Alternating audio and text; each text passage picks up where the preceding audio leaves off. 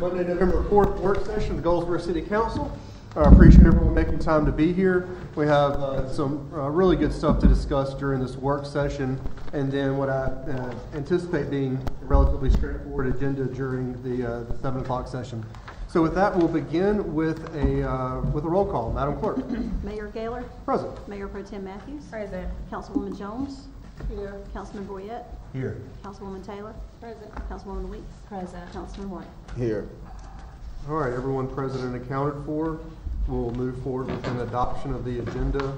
Madam Clerk, I'm not aware of any requested changes to the agenda at this point. Huh? No, sir. Perfect. Council, no changes coming from the clerk or I believe the city manager as well. We accept a motion to adopt the agenda as presented unless there are changes. So moved, Mr. Mayor. All right, motion's been made to accept the agenda as presented. Is there a second? I'll make a second. All right, motion's been made and properly seconded to adopt the agenda as presented. Any debate? Hearing none, all in favor, please raise your hands. All opposed, same sign. Seeing none, motion passes. Thank you, everybody. All right, so there's no old business. We'll move directly into new business. Mr. Livingston, if you would please get it started on item A, our audit status update. And please note that we're only accepting good news at this particular time, so edit accordingly. Thank you, Mayor and Council. We have Mr. Chad Cook from Forbes here tonight to give us a brief update on the audit. And so he's got, like you said, he's got some good news for us. Okay. And if there's bad news, we want to know that too. We do want the full picture. Got it. Okay, thank you, Matt. Greetings to the Mayor and City Council. Again, my name is Chad Cook. I'm an audit director with Forbes Mazars in our High Point, North Carolina office.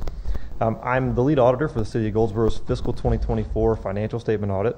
I'm here tonight to provide the council with an update on the status of that audit and to disclose just some high-level results of our audit. The city's fiscal 2024 audit is essentially complete. Our internal quality control procedures require a second partner quality review, and that process was completed this afternoon. The last step in our audit is going to be to send what's known as a management representation letter for Matt and Catherine to sign. Planning to send that first thing tomorrow morning, and then the financial statements will be uploaded to the North Carolina Local Government Commission through their portal tomorrow. As a result of our audit, I'm happy to report that we will not be reporting any findings as it relates to internal controls over financial reporting or compliance with the city's major state program, which was the Powell bill for fiscal 2024. We were not required to complete a federal compliance audit or a single audit for fiscal 2024 because the city didn't expend more than $750,000 in federal awards this year. That's a change. I think the past several years you have had a single audit, so this year did not require one. That can fluctuate year to year just depending on the grant activity within the city. A couple of quick notes on the financial results that the council will see in the final audit report. First, the general fund. Fund balance within the general fund is now at $28.47 million. The unassigned fund balance as a percentage of the general fund expenditures is 40.89%, which as of 6/30/23, that was around 42. So a slight decline, but still certainly in a very positive position. Total unassigned fund balance increased this year from $16.0 million to $17.85 million. Available fund balance as a percentage of general fund expenditures is at $20.7 million, or roughly 47.32% of the general fund expenditures. That's an increase from 18.37 last year at 6/30/2023. And overall, the net increase in fund balance for the general fund was $1,132,974 for fiscal 24. In the utility fund, total net position increased to $78.27 million, which was roughly $5.5 million increase from fiscal 2023. Working capital is now at $33 million, up from $21.9 million. Working capital being your current assets minus your current liabilities. That's largely driven by cash. So cash on hand increased to $32.7 million at 6/30/24 versus $23.4 million at June 30th, 2023. The last thing I'll mention are the financial performance indicators of concern. So if there are any financial performance indicators of concern that pop out within the state's data input workbook when we finish the audit, we're required to report those to you all. Last year there were a few. I believe there was a budgetary violation. We had the audit being late. And then there's sort of a strange one related to the water and sewer fixed assets. If they're more than 50% depreciated, they want to see a response to why, or as to why. This year, that should be the only one. So we will not have a financial performance indicator related to a late audit. There won't be one related to any budgetary violations. You may have that one that repeats related to your water and sewer infrastructure just being aged a bit. I believe you all had to provide that response really just a couple months ago related to the fiscal 2023 audit. So it should be kind of just a copy-paste exercise in terms of completing a letter that you all would have to sign and then provide to the LGC. But the other two will be dropping off. Those are really all the comments that I prepared for the council update tonight. I guess the last thing I'd like to add is that we're certainly appreciative to Catherine and all the folks in the finance department. The books were in great shape this year. The audit process went very smoothly. They were very timely in responding to all of our requests. So just wanted to say thank you for that. We know how much work goes into that. And then at this time, I'd be happy to answer any questions that any members of the council may have related to the audit this year. Chad, I just want to go on record and not to get into your personal business, but I do know that you guys had actually planned on being even further ahead of schedule, and then you had a health challenge. I'm glad to see you back on your feet, and thank you for sticking with us on this. And then after you were back available to do some stuff, you've been really burning some midnight oil and getting us to where that we are and we'll be submitting tomorrow. And I just wanted in front of council so you guys know a little bit without going into too much detail. I do appreciate that amount of work because it's so important that we have these things done on time and really put the late audit issue behind us. And so I just thank you. That's all I really have to say. Council comments or questions on our audit and what we should expect to see in our inbox in the next couple of days? No. Mr. Livingston, any comments from you or Catherine? Just thank you guys. Thank you, Catherine, for all your staff and all the hard work that you put into it. And I know it's been a heavy lift, but we've lifted out of a lot of that stuff, and so we've got things more routine now. But yes, it's been a very busy time for them. They really have been working extremely hard. I'm extremely appreciative of the numbers. That's been a reflective of an ongoing effort to try to manage our funds wisely. Thank you so much. Thank you.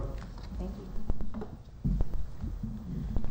All right, next, Mr. Livingston, if you would get us started on item B, a discussion on Friends of Seymour. I believe Mr. Gerard is here. Thank you. Thank you. We do have Ken Gerard here on behalf of Friends of Seymour.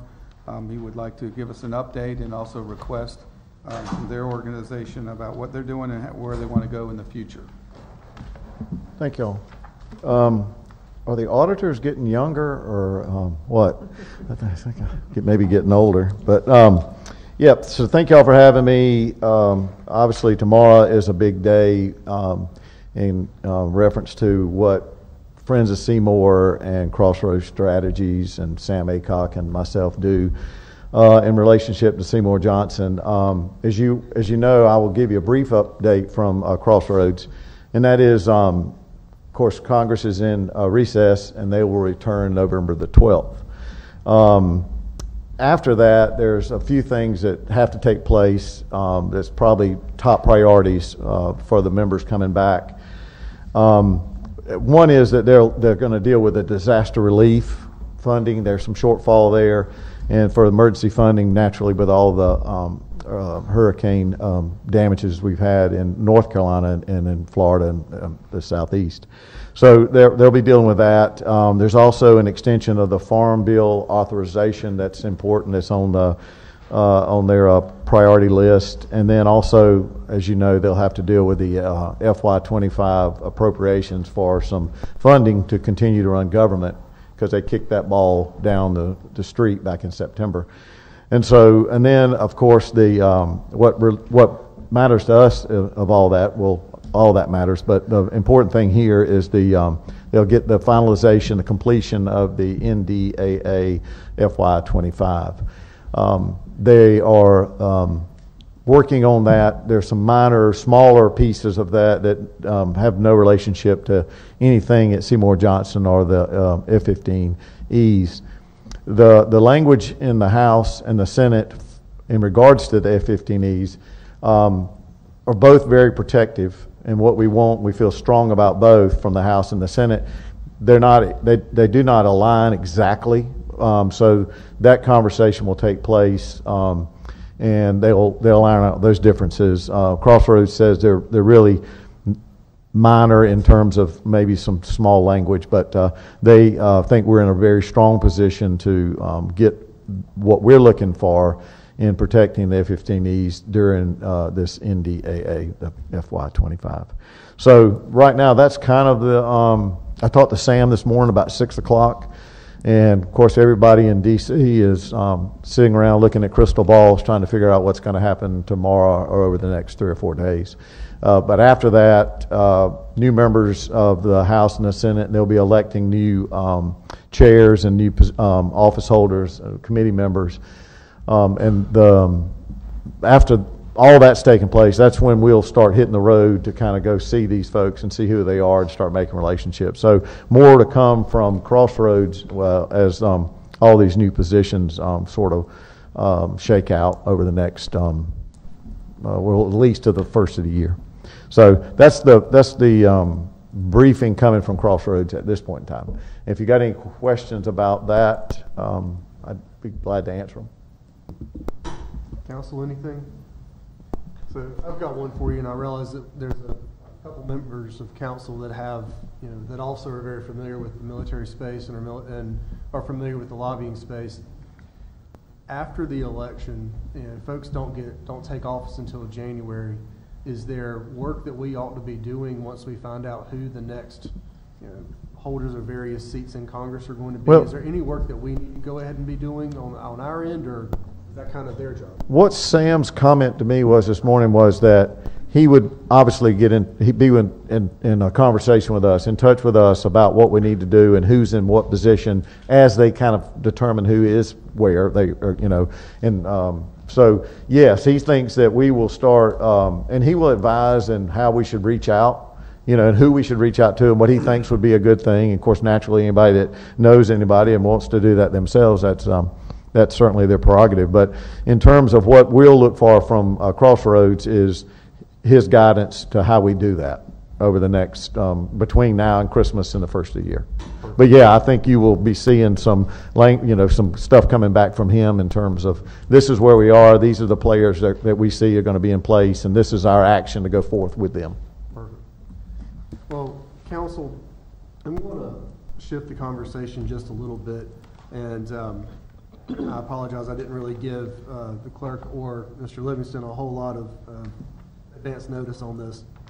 Looking at previous contracts with Friends of Seymour, back in 2014, there's copies of the 2014 executed agreement in everyone's folder. Again, I didn't give a whole lot of advance notice on this because, frankly, it wasn't something that really dawned on me in this way until last week when you and I were talking about what we're going to need to be doing over the next year. But we used to fund at about $122,000 a year from the city, and then the county effectively matched that same amount. Our current funding for this year is at $98,500. Of course, that includes $90,000 for Crossroads, which I think is a very reasonable expense considering what it is that we're protecting and the economic impact of what we're protecting. But Council, I would like for Council to reconsider something, and I'm not asking for a vote tonight, but I do want your discussion. I would like to bring our funding back up closer to what it was in 2014. In 2014, according to the contract in front of you, we compensated $7,500 per month for the consultant. Of course, it's a different consultant now. We compensated at $1,042 per month for a total of $12,500 for staff position. And then we compensated at $625 per month for administrative support for Friends of Seymour in the total of $7,500. And then we also compensated $1,000 a month for a total of $12,000 for monthly and quarterly events. Now we're mid-year. I'm not trying to completely throw out what we budgeted, but I would like Council to at least discuss and consider, and if it's something that we are able to do, we'll bring it back in the form of an actual resolution at a future meeting. But I would like to bring the staff funding and the administrative funding up to what we did back in 2014. It's a $12,000 increase over what we budgeted. We budgeted $8,500. This would be $12,000 on top of that. And here's my logic. We've got a lot of things locally that we're going to be keeping our eye on that we need to be cohesively. We being Friends of Seymour, the Military Affairs Committee, the county, and the city. We need to be getting uniform briefings. We need to be working together on this. And the contract position that Friends of Seymour has right now with Mr. Gerard, I think is an important cog in that. Now, you'll also note that the 2014 contract has significantly more detailed language on the deliverables. I also want to get back to that as well.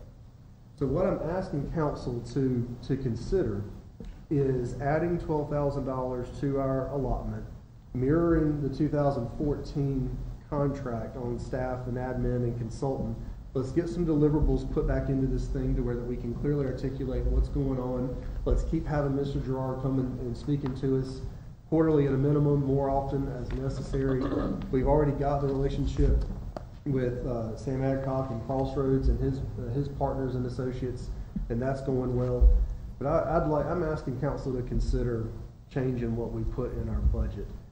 Is there any discussion on that, for or against, obviously? Yes, Councilman. Yeah, I do.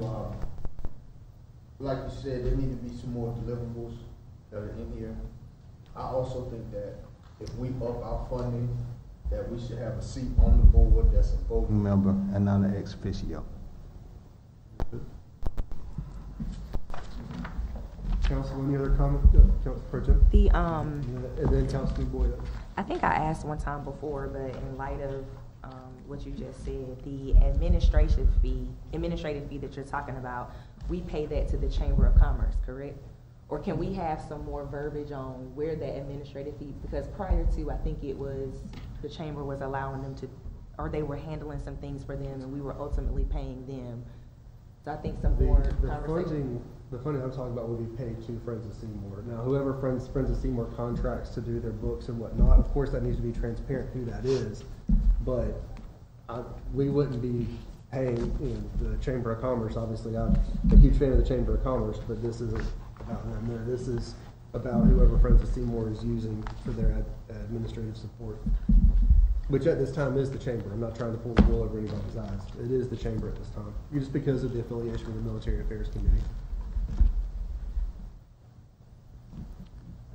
Councilman Boyette, you agree? Not to drill down too far into the inner workings of how the money would be spent, but I just would simply say that I would, if we're looking for consensus, I would certainly be supportive of making that change moving forward. And personally, I feel as more comfortable than ever with the current organization, and having had conversations with Sam myself, and just who's steering the ship, and I'm completely in favor of us solidifying that relationship, and if that's the best way forward monetarily, I just want to say you have my support on that, Mr. Mayor. And I've had the conversation, going back to Councilman White's comments about the board, I've had that conversation with them prior to. Most of the boards that we do have folks on, well, I won't say most, I'll say a lot, are the ex officio. For example, with the Chamber of Commerce, I'm, according to their bylaws, a member of an ex officio member of the Chamber of Commerce, for example. I've had that conversation before, and it's something that I can certainly revisit. I can't make any guarantees on that because obviously I don't have any control on that, and I'm not on that. As of right now, there isn't any elected official on that board that I'm aware of. Is there? That's not ex officio, no. And I'm not a board member myself. I'm, I guess, staff. So I cannot think of anybody. Not on Friends of Seymour, no. No, on MAC, yes, but Friends of Seymour. Yeah, no, Friends. I'm just Right. strictly speaking for Friends of Seymour. That is something that I'll revisit.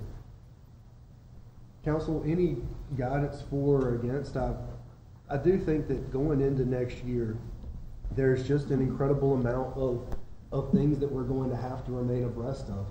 Now, in addition to everything that we already know about with tomorrow being a huge day, and the number of congressional seats and Senate seats that are going to be changing over in both Raleigh and DC, there's also some pretty amazing, and I want y'all to Google these things if you haven't already, but some pretty amazing technologies coming down the pipe that we want to be able to be at the front of the line for. The F-15EX platform, I think we've talked about a lot here, but then there's also the NGAD platform, NGAD, that is Next Generation Air Defense platform that's coming out, and the CCA platform, which is the autonomous drones to support the fighter jets that are executing missions. All this stuff you can Google. It's out there. I'm not giving away national security secrets here, but we want to ensure that we're best position we can possibly be between our partners in Raleigh, our partners in DC, as well as, of course, our county and private folks locally, to be able to lobby effectively. That's my main point. Yes, Councilman. I do agree with you with everything you said. However, I don't want to be misleading that if we do not update the money or change the money, that we won't get the information. Because we both know that the information flows through the Department of Military and Veteran Affairs, which is Secretary Greer Martin. So we will always get the information, and we will always have advocates working on behalf of Seymour in Raleigh, North Carolina, because we're always trying to make North Carolina the most military-friendly state. So I don't want the council to be persuaded that if we don't do this, that we somehow fall out of the loop on champion to keep Seymour Johnson. I just don't want that to be the narrative. And that's fair. Yes, Councilwoman. So I know that we have that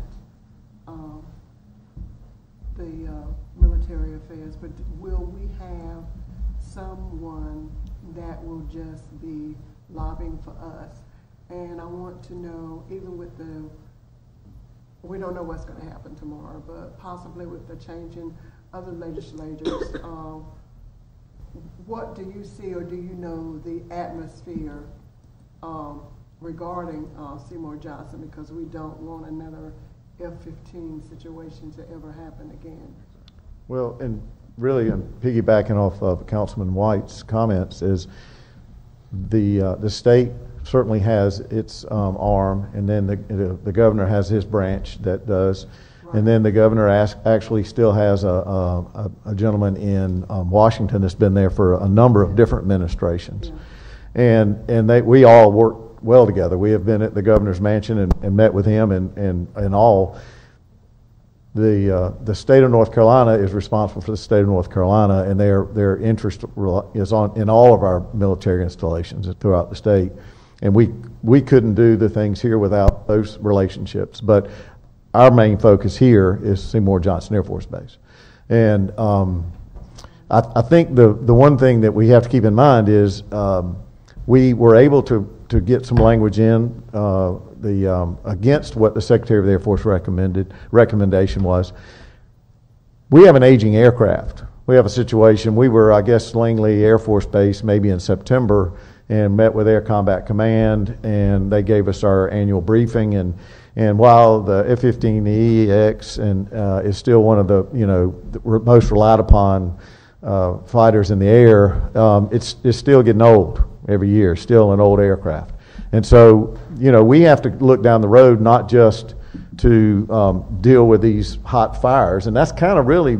We want to get away from having to deal with hot flash fires. We kind of want to be able to have a long-term program to be working down the road so that we can increase our mission here, so that Seymour Johnson can increase its mission. And we have to work with whatever administration is in the governor's office, and we'll always work with that and with the folks in Washington. But before I get too far off script and trying to answer your question, what you have here is the Friends of Seymour, Crossroads, and myself working for Seymour Johnson. Only, yes, ma'am. Well, yes, ma'am. Which is consistent as well as what Fayetteville has for its base, and Havelock has for its base, and Jacksonville has for its base. it's unique, guys. You know, when you're council for a host city or mayor for a host city, I'm telling you, it's just different. I mean, even within like the League of Municipalities, you know, you've got specific trainings for military host cities. You know, it's a little bit different because we are. The last meeting that we had, and Mr. Livingston, and actually Octavius was there as well.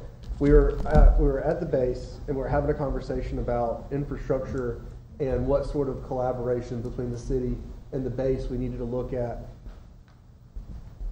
water resiliency. And you know, the base was having a conversation, hey, well, what can we do to help you with cybersecurity around your water infrastructure? Yeah, okay, yeah, good point. And it's different. And it's special. Again, I'm not trying to pull the wool over anybody's eyes. I just simply see a variety of things coming down the pipe over the next year. Opportunities for defense spending, community infrastructure grants. I see opportunities for helping to put us as far forward with the help of Secretary Martin, absolutely, to be as close to the front of the line as possible for future airframes and future missions, while also preserving the one that we have until one is ready to actually land. So anyway, that's my point. I'm not going to overcomplicate it. I like having the staff position with Friends of Seymour that's able to come and talk to us and keep us and the county and Military Affairs Committee over at the chamber, keep everyone aligned. I think Mr. Gerard's doing a good job of that. I don't know that it will be him, you know, forever. I'm not trying to, you know, persuade that. I'm just saying I think the position is a valuable position. Are you saying I'm aging out? No, not at all. Not at all. Quite the opposite. Now, I will leave y'all with this, unless you have some more questions. That I work for you and for the county. I do not work for Friends of Seymour. I'm not a member of the Friends of Seymour's board or the Military Affairs. My sole responsibility is to provide this council and the county commissioners feedback and briefings as to what is going on. Members of the Friends of Seymour members and the military affair members, we have to. They're all volunteers. I mean, they all have jobs. They all do something else. They practice law or they pull teeth or whatever they do. But my job is to be available to you as you need me and to follow up with things as they come up. So, but I clearly work at the pleasure of this council and the county commissioners. So. Mr. Gerard, I have Yes, a ma'am. question for you. In thinking on and processing the deliverables, would we still have 3 appointed seats by the city on the finance committee? Would we still have those seats, or I think there were 3 for the county and 3 for the city? Would we still have those 3 appointments? And then the second question I have for you is, on average, about how many hours a month do you think that you yourself spend on Friends of Seymour? It varies. It varies because obviously recently it has not been that much because nothing's going on.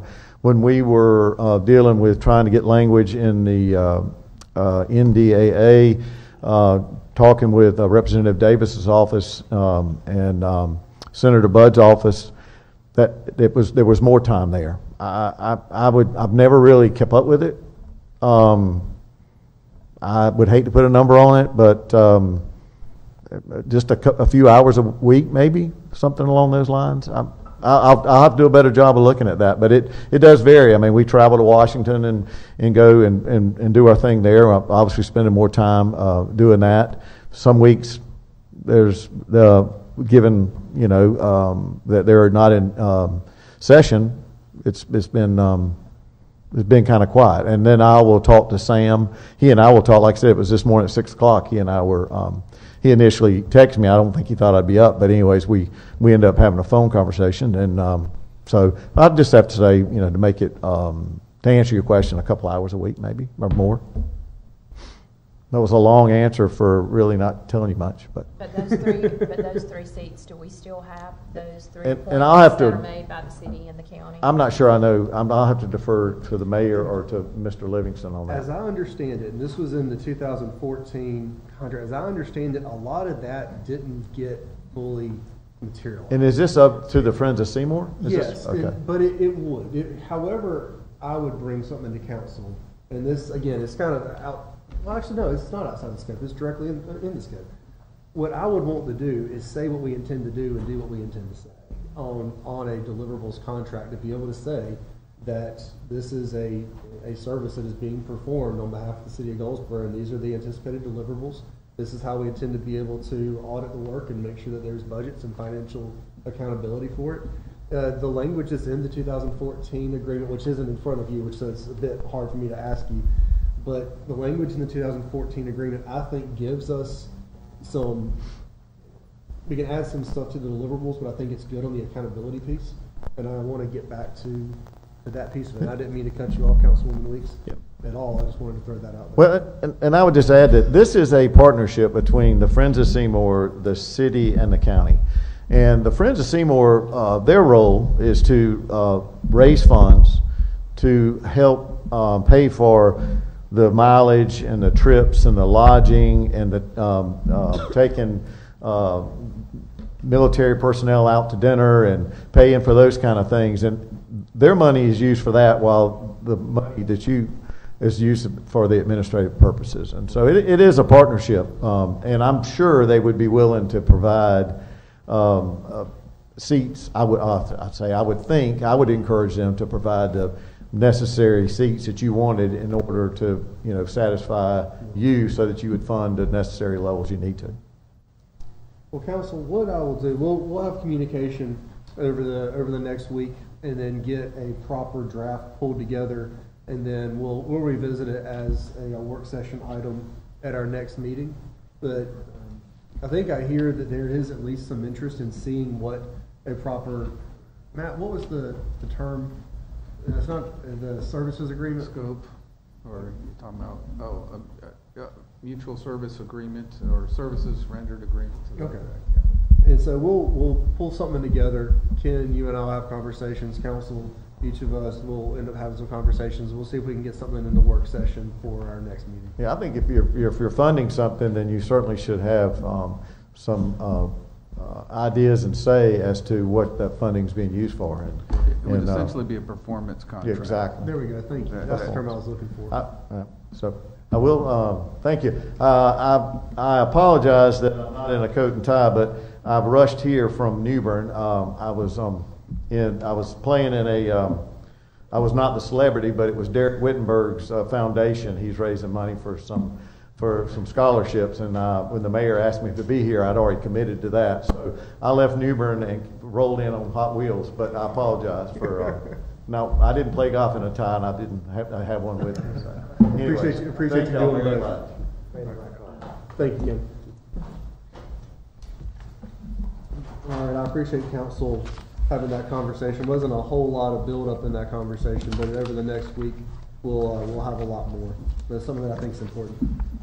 Next, Mr. Livingston, if you would please get us started on item C, an NCDOT presentation. Thank you, Mayor. As a city manager, I've always felt it's very important to have a good relationship with your DOT district engineer and to get regular updates from them. And we're very fortunate that we have one of our own. I call you that, Jennifer, because you were. And so I wanted to take advantage of that.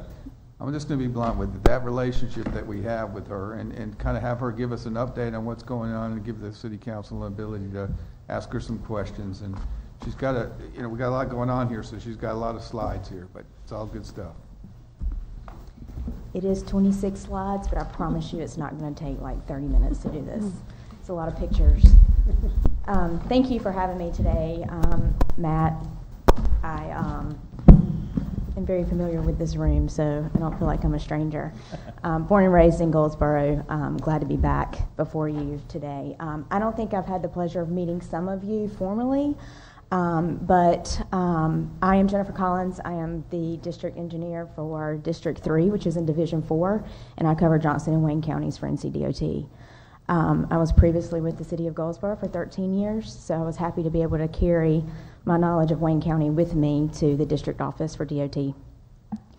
So kind of the layout of my presentation today, I'm thinking big picture, understand how Goldsboro plays a part in eastern North Carolina, and then I will funnel down to our local projects, and then some funding sources or other funding pots that we have with regards to getting some safety improvements done, or just some of those smaller projects that do not go through that big picture of the STI law or the big pots of money that DOT has and a scoring mechanism. I'm not going to get in the weeds of that. I'll be more than happy to come back and talk that lingo another day. But this is strictly just some big projects we have going on, how they affect Goldsboro, and then funneling into the local projects you have here in Wayne County. With that said, I like to start with just how important our interstates are to us and the expansion into eastern North Carolina. We are all very familiar with I-42. There's a slide in here that will show that Goldsboro Bypass is designated as I-42 now. The future signs have been removed, and you will see, or you can ride the bypass now, and you can see the Interstate 42 shield on those signs.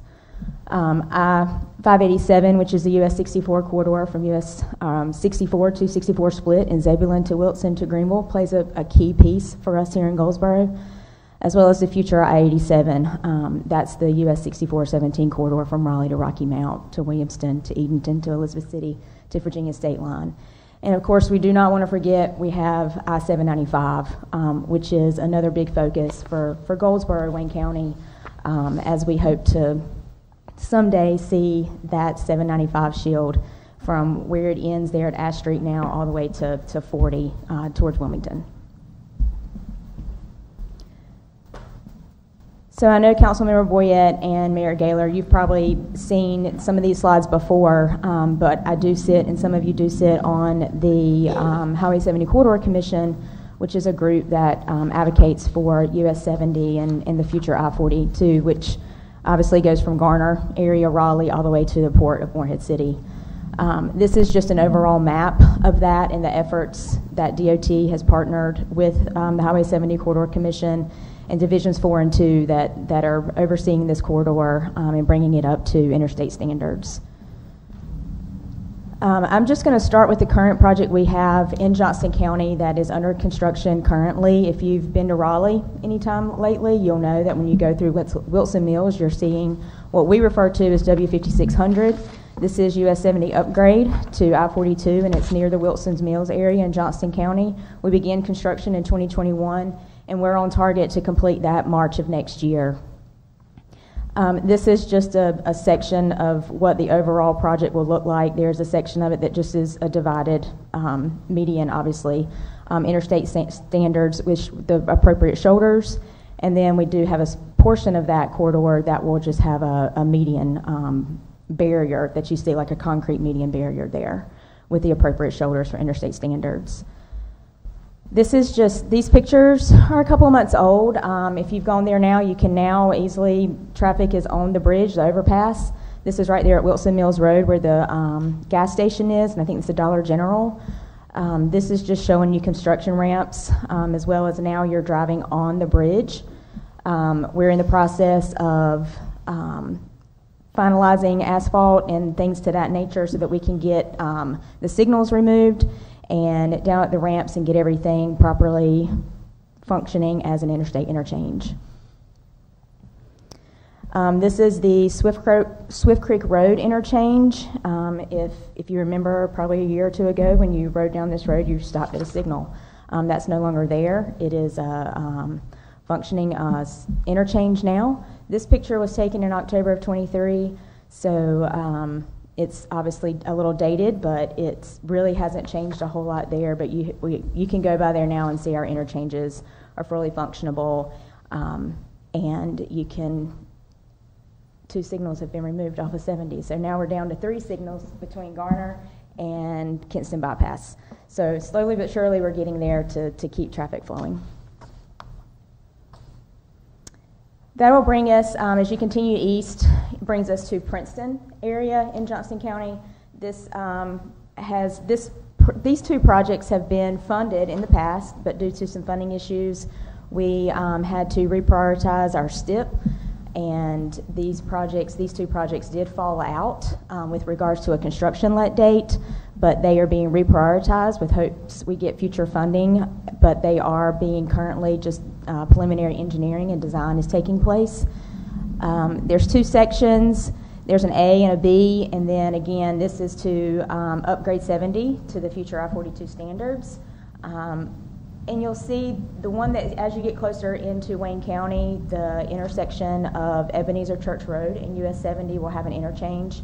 This one is real delicate to avoid the Evergreen Cemetery there, and there's a historical marker or landmark from a church as far as Ebenezer United Methodist Church, I believe. But again, just working on PE here for these projects with hopes of getting them funded in the future. This brings us to Goldsboro Bypass. Hopefully you've seen the signs go up. We have a total of about 82 metal signs that are being replaced and 80 mile marker signs that were replaced to reflect the new numbering, and this replaces that US 70 symbol that you have seen in the past to the I-42 shield. And these are some of the overhead signs and the street signs that are numbering signs that you will see that reflect the directionals or direction to the 42 bypass or interstate.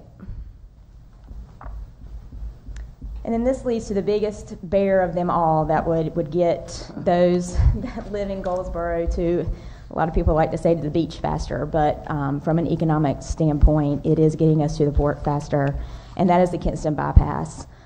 This project, the amount of sections that it's going to take is roughly, in today's numbers, about an $800 million project, and it is just a big project to fund, and we don't have the funds to do that right now. It competes at the statewide level with, think Charlotte, think Greensboro, think Winston-Salem, and we just don't have that congestion here that the Charlottes, the Raleighs, the Greensboros do. So this project is not competing that well from a congestion standpoint, but it is very important to us here in Eastern North Carolina, as it is a driver for economic development to the port, as well as very important to the Global Trans Park there in Kinston. So we keep plugging forward. We are hoping and working due diligently with regards to future grants for this project. But it's a big one, and we hope to see it. I can't say soon because it will probably be many years out, but we understand the need, and it will be continue to be prioritized, and hopefully we can get some funding in the future. So this kind of leads me back to the I-795 corridor, which is, we refer to this as U3125. This is that US 117 upgrade. And it's right there at the Ash Street, at the end of 117 and Ash Street, and it's going to take you to I-40. This project is broken into 6 different sections. This one is a bear too for Goldsboro, but we've got 2 sections that are funded for this. So it keeps plugging along. The easy thing about this project is a lot of it is on an existing corridor. So as you get closer to 40, Mount Olive, Calypso, Faison, that is existing corridor. The biggest pieces to this are the ones that are right here in Goldsboro, which is going to require a new location. So those projects are being reprioritized, and hopefully we can get some funding for those in the future. But you do have 2 sections. I believe it's the F and the E section, kind of down between Calypso and Mount Olive, that are funded. And those I can't remember the dates, but I have them in my list, and I can let you know exactly of those when we get a little bit further in the presentation. So this brings us to what is going on now in Goldsboro construction-wise. You have the realignment of Central Heights Road with Royal Avenue right there at Berkeley, which is I've been waiting years to see this project, years. This project had been worked on when I first came to the city 13 years ago, 15 years ago now probably, but this project has been wanted, needed for a very long time. So I was really excited to see construction break on this project. It has a construction amount of about $19 million. Barnhill Contracting was awarded the contract. I'm sure you've been through that area and seen Fallon Boulevard was extended through there. It's going to connect with Oak Forest Road, and Central Heights was realigned to the northern side of the tracks. So hopefully that will improve that area. It will eliminate a signal phase, so it'll be a much better functioning and safer intersection when this project is done, and open up an avenue from existing 70 over to Berkeley as well.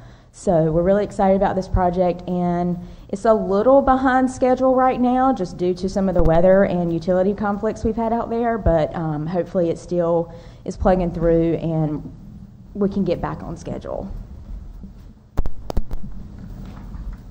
These are some current pictures as of today of what you see out there. You're looking at Rural Avenue there where they've moved Central Heights over to the north side of the tracks, and then the picture on the right is standing on that new section looking back towards Berkeley. And this is at the intersection of Fallon Boulevard and Central Heights.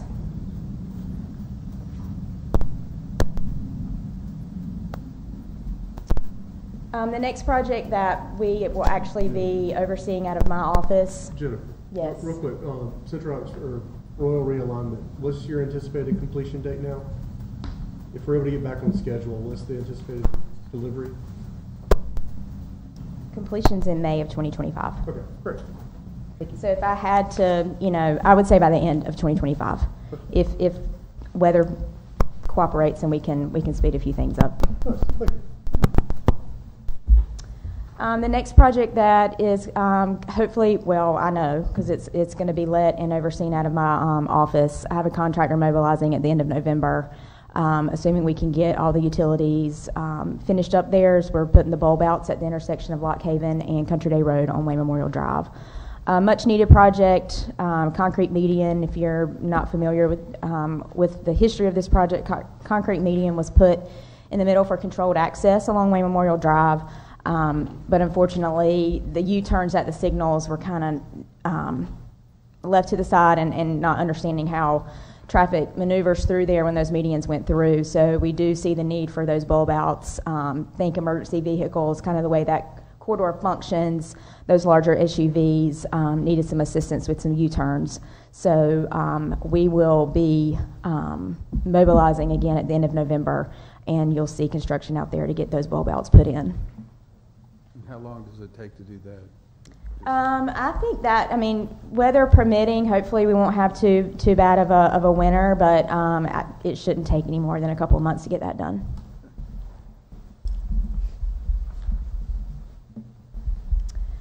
The next project that is on schedule for letting in January of 2026 is widening of Wayne Memorial Drive to 4 lanes with the raised median, and that's from New Hope to US 70 bypass, so that's there in front of the Maxwell Center. Recently, I think the hotel just opened up there. So we are moving forward with that project. It is, right away is completed and still finalizing some utilities, but we are on schedule to let that project in January of 26.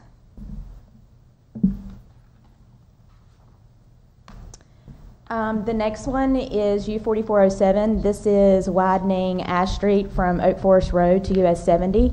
This project originally had a project scoping area from Ash Street and Berkeley all the way to US 70.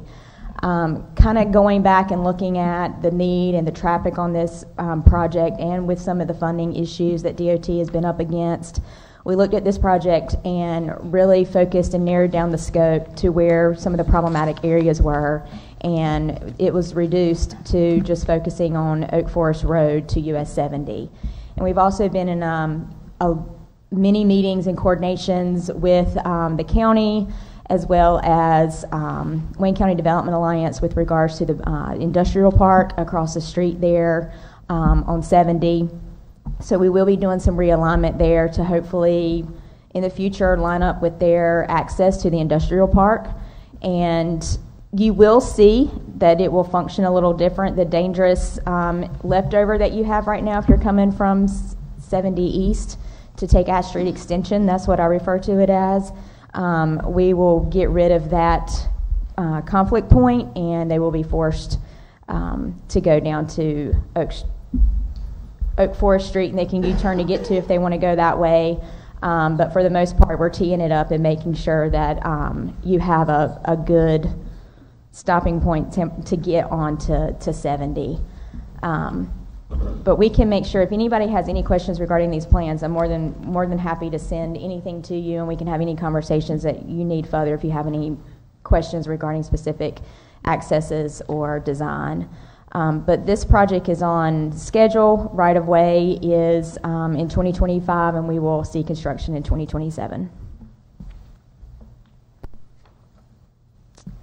The next one is U3609B. This is widening and improving US 13, which Berkeley Boulevard. So this is actually kind of falls parallel with Wayne Memorial Drive from New Hope to US 70 bypass. But this one will also do improvements at Sawston Road and 13. That has been a very dangerous intersection for us. We've had a lot of accidents at an interchange, so we will be making sure to improve that interchange along with this project. And this one's coming up pretty fast. So we've been working, we've got right-of-way is in progress, utilities, and we will plan to let this project in 2025 next year. On that one, where you're saying 70 bypass, that's the newest version of 70, right? So going east. Yes, yes. But it will go it will make its improvements to the bridge, right, to the overpass, and then it'll stop, and then it'll take back to the 2-lane, but then we'll make improvements, adding some left turn lanes and that sort of thing at the intersection of Sawston. Gotcha. Next, we have a bridge replacement that's been being worked on forever. I remember this one when I was here, but we're finally moving forward with this one, and this one had a lot of right-of-way issues. It's now been complete, working well on utilities, and we are set to construction let in May of 2025. This is replacing the bridge there in front of the bakery. This project will also include sidewalks all the way down to George Street, and also working with, this is a big pedestrian crossing for those that work at the bakery, and there's a parking lot across the street. So they're working with some signals and some pedestrian safety here with this. Councilwoman Jones, I know you had inquired about a signal at Carolina Street and Grantham Street here. I will be more than happy to have our traffic unit investigate just to see. If I had to take a guess, the signal warrants, it won't be there, that the counts will not be there to warrant a signal just from a side street perspective. And then there's a spacing problem with regards to the West Grantham signal right there at 117 interchange. But I do think this bridge is going to end up being kind of a road diet. See how it's 4 lanes now? It's going to be a 3-lane. So it's going to be one way each way, and then you're going to have the sidewalk. So the narrowing of it's also going to slow traffic down. And just adding some of the pedestrian facilities with the crossing and that sort of thing, we're hoping that's going to be a huge improvement in that area. Well, I hope it is going to be, because I did pull the data, and there was some data that had been purged. So there has been 8 crashes since 2019 to up to now. But several of my constituents are extremely concerned, and I am as well, because that whenever you go in there, when you turn to the right, that is the bakery. There are trucks that go through there, and then on the other side there are houses there, residents, and there's been some really great concern there. And I was thinking that I see this, and I like that part, but and I knew that you were working on the bridge, but since we do farther down, we will have the Dollar General. We're thinking that the traffic light also would help slow up the traffic even more. So I would like to continue to talk with you about it. Okay. And see what we can I will do. make sure we send it to, I really won't know anything until I get some feedback back from our traffic unit, but I will make sure that they get it and do the investigation and provide you some feedback. Okay, thank you. You're welcome. So that concludes kind of the projects that are in the hopper with what I foresee a 2-3 year time frame out. The projects that are listed before you here are other projects that are within the STIP. They have construction years of 27, 28.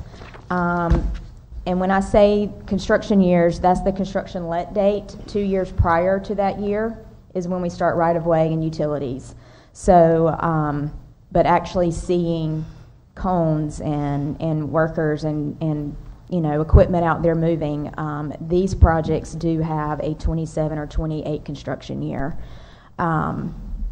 A lot of these are access management kind of projects just to get traffic flowing a little bit better and safer.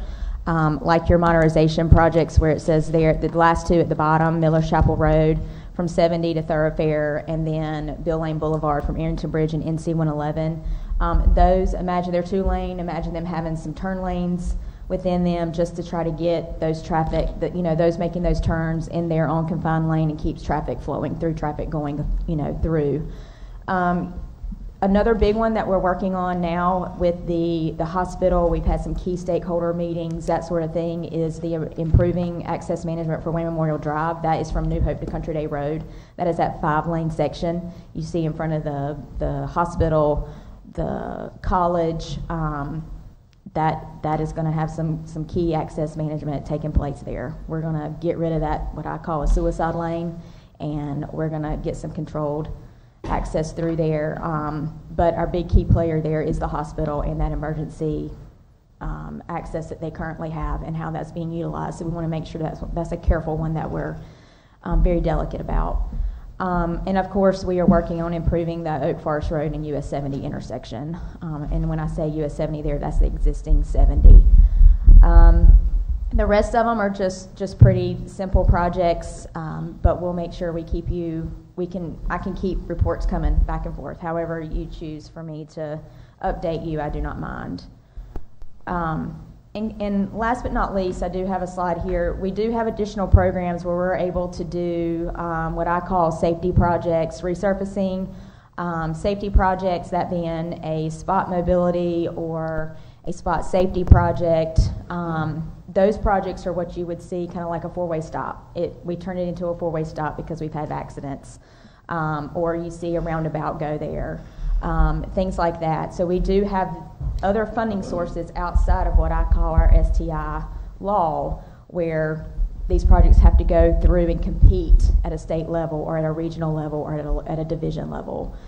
These projects or these funding sources, Division 4 has these funding sources. Yes, they are still based on a criteria. If you have an area that you're concerned about, please reach out, let me know. It could be a simple fix. It could be a signal. It could be a 4-way stop. Something where we can improve safety. That's kind of what these funding sources are for. From a resurfacing standpoint, that is something we do every 2 years with regards to grading streets, and they get a score, they get put into a resurfacing plan or a contract. So a lot of times I do get calls asking, when is such and such road being resurfaced? And I'll come back and say, well, it's in our FY26 contract. What that means is when a contractor gets awarded that resurfacing contract, they have a year to do those resurfacing. It's not just that one road. It's a package deal.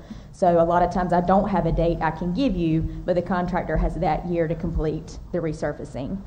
That one tends to be a little frustrating, I have found in my new position, that can't understand why it hadn't been done yet, even though it had a contract year of 2024. Well, we're not done with 2024 yet, but I just can't give you dates. The contractor has a year, and they work accordingly, and then obviously weather permitting. So with that said, that's all I have. If there's questions you have for me with regards to how we fund projects or anything particular to Goldsboro, I'm more than happy to answer. So council, as you're getting your questions together, I'll just put this out there. As everyone's aware, in the state of North Carolina, there's only 2 governmental entities that can own and operate roads: cities and states. There's cities in the state. So there's no such thing as like a county road per se in North Carolina anymore. And so not anymore, period. So you have private roads that some neighborhoods have, where sometimes they get very frustrated because they see our trash trucks going and picking up their stuff, but it's a private road. Then you have city streets that we know we have an abundance of opportunities for improvement. I think that's the right way to put that. And then we have our state, our DOT maintained roads that we're very fortunate to have. Ms. Collins, who was being part of Goldsboro, is now in this role to be able to help us get some looks and get some energy in our direction, which I think is on display, the results anyway. Council, what comments, questions do we have for Ms. Collins? I'll just make a comment and say thank you for the presentation and point out how blessed we are to have the relationship between the city and you and your office because of you being from here and former planning director for the city. Hey, I live here. I want it to be safe and smooth asphalt. That's very much appreciated and not taken for granted. Especially the length of time that you've been involved.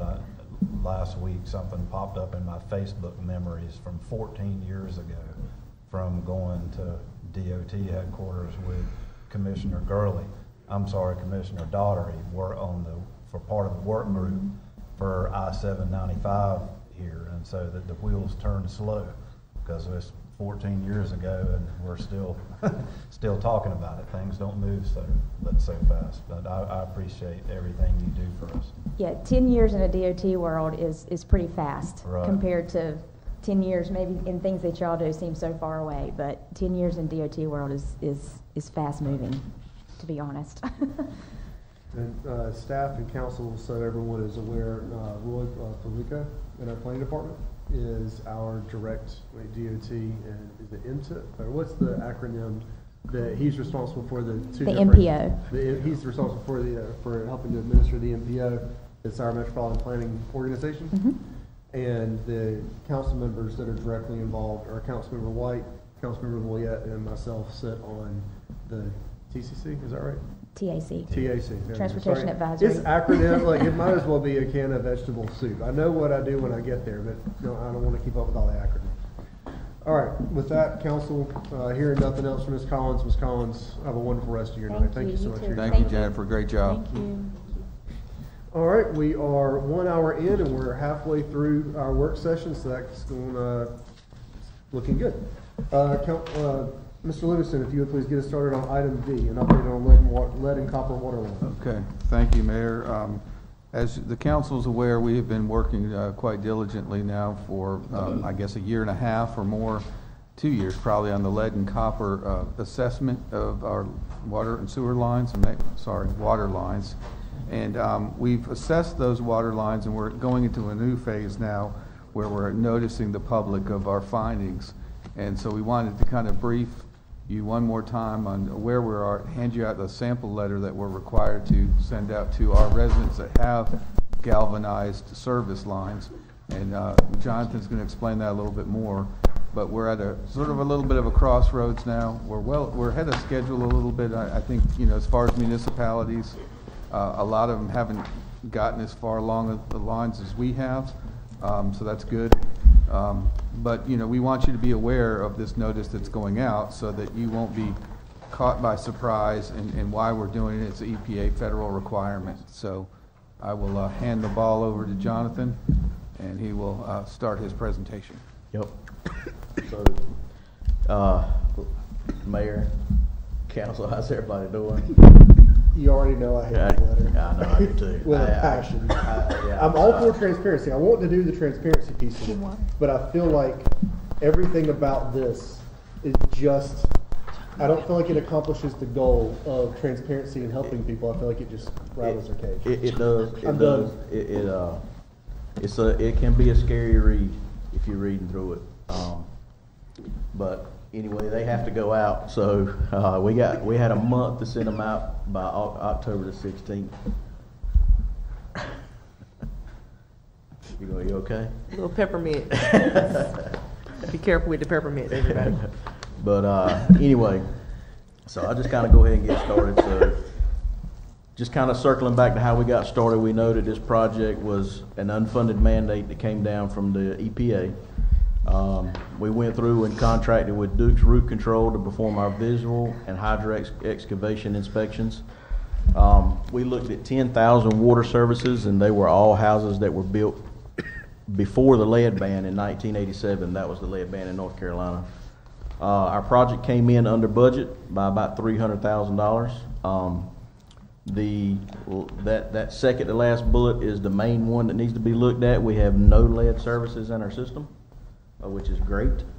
We do have some galvanized, which we'll look at in a minute. And I kind of want to point everybody's attention to the last bullet down there. So we've got what we call a GIS hub site now. So we've got some maps up there. That's where our lead and copper website is housed at, and there's an interactive map in there. I'll show you a little later on. We've got a slide in there with that. We've got some other things too. We get a lot of calls from developers and real estate agents who want to ask us about utilities. So we've got a public utility viewer up there. So some pretty cool information up there. I'd like everybody to go look at it if they can. So we'll move on to the next slide. So this is just our service lines by the numbers. Obviously, you see the first two. We've got it broken down into two sections: the system on, which is us, and then we got customer on, which is obviously the customer. Zero lead. The galvanized pipe, we've got 367 on our side, and we've got 1,442 on the customer side. And when you look at those numbers, that just kind of shows me that distribution and collections, the guys doing the work out there in the field, when they get out there and they have a leak on the service line, instead of just patching it, what they're doing is replacing it. So that's why there's a big disparity in those numbers. You can see the plastic pipe. We got 1,270 on our side and 2,400 on the customer side. Then you can see our copper numbers down there. The unknown ones, this is kind of where we got snowballed by the feds on this one. So what we did kind of in the annex areas, kind of around Berkeley, north of New Hope, kind of goes around to Lane Tree and Salem Church Road back up in that area. What we did was we took we did a statistical analysis. So we just, like Maplewood, Bayleaf, Mimosa Park, places like that, we just took about 150 services out of each subdivision, and we went in and did visual inspections on them. And we determined we had some galvanized in there, and that was more likely from, back in the day when they had old wells in there. They probably had galvanized pipe on their side in their well house and all to run to so when we run our new lines in there in the annex areas, we did that in the early to mid 90s. So obviously that was after the lead ban. So the ones that we didn't verify, we labeled them as unknown, unlikely lead. Well, now we realize after the fact, after it was submitted, we have to verify all those. So we've got some more work to do on that side. But this is what I was talking about earlier. This is our lead service line inventory. This is actually an interactive map. This is just a snippet of that map. And you can see the blue. The blue is all the non-lead. The yellow triangles, it doesn't really show up yellow here, but they're yellow triangles. That's the galvanized requiring replacement. And those circles, the white ones, those are the ones that we labeled as unknown, unlikely lead. And you can kind of see that's Bayleaf, Maplewood, and all in that area. And when you click on it, so everybody can go to look at their own address and see what they have. And when you click on it, you get this box that comes up. And this is the galvanized one, so it tells you our side's non-lead plastic, and the customer side is the galvanized requiring replacement. So it's like I was saying, that's probably an old well that they had there. They just had galvanized in their well house, and then we tied onto it. So, John, Yep. so when the guys go out there, guys and girls, they're digging at the meter, and then they're looking to see what line's going in on our side and what line's going in on the customer side. Correct. We and had to they're getting 2 data points out of that one dig. Yep. The service side line and the customer owned line out of that one data point. Yep. Okay. We had to verify both sides. I got you. And a lot of it, when I say visual, the visual was done in the actual meter box. We were actually able to get the visual inspection inside the meter box. If we had to do a hydro excavation, we had to go 18 inches outside the meter box and go down to the water service that way. But here you can see this is the blue square. This is the non-lead. Both of those actually are plastic. They could have been copper, but most of them, these were plastic in this area. And then that's what it shows you when you click on the white circles like we were talking about. I think we've changed it now. I think they're actually gray, but you can see up there that they're unknown, unlikely lead, and that's how we did a statistical analysis off of that. And it's like I was explaining just a few minutes ago. I do have a question. Uh-huh. When you say unlikely lead, Mm-hmm. there was a visual check and you like.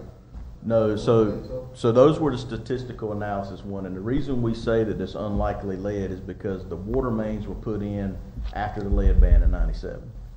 Now, you know, not saying that there's not one out there in somebody's old well house, you know, that and they just have lead on their side, but our side's not going to be lead; it's going to be plastic or copper.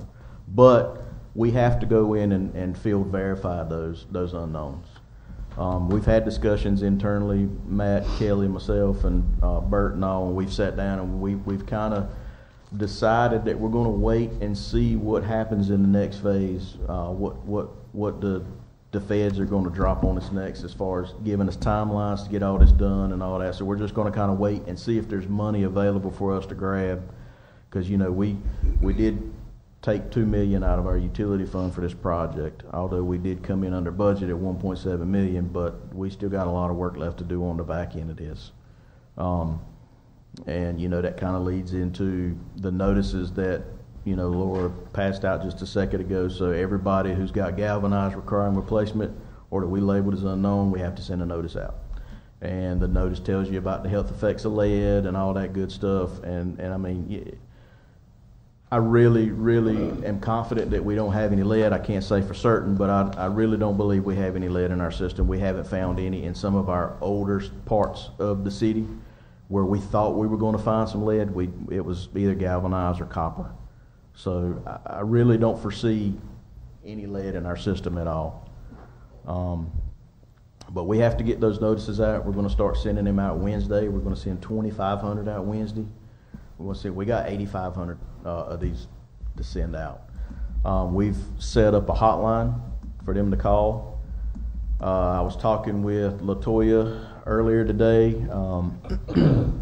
I think Durham, we looked at Durham's website again, and Durham actually did a kind of a public engagement where they kind of sit and talk with the public.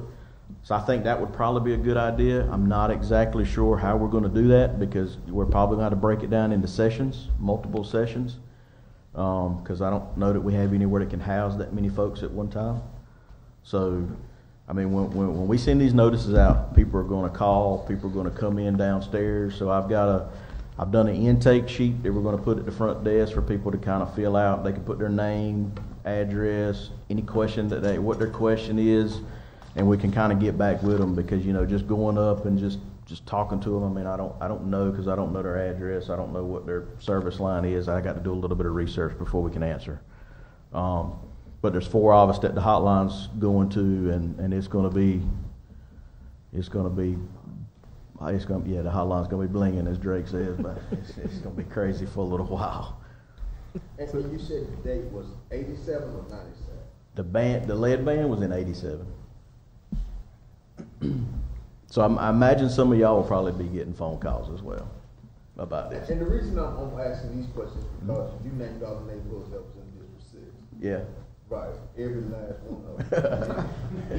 You know what I mean? So. But they were all annex areas too. Right. So I mean, again, we labeled them as unknown, unlikely lead, but we did our statistical analysis. It's not like we just said we don't think there's any lead out there. I mean, we actually based it off of some of the data that we got. But I can't mark them all as non-lead, because there was galvanized in there as well. So we've got to go in and verify all those. So, and you know, that's the thing. We don't know what's coming next. You know, if it was lead, it would have to be replaced. And when I say replaced, I mean from the main to the house, which is, you know, something different. So to that point right there, part of the reason, and y'all heard my opening comment on this letter, I believe that when you send out a notice, you need to give people an answer to a question they didn't know they needed to ask. Yeah. And you don't want to tell them all sorts of fact points that are not necessarily directly relevant, because inherently you're hitting them with something they were not expecting to open in the mail that day. Right. So you need to be razor sharp in what you communicate. And and my fear on this, and so y'all know, this is a template that EPA pushed out. It and is. said, hey, here, use this. It is. So please understand, I'm not being critical of LaToya or Jonathan or Matt or any of the folks.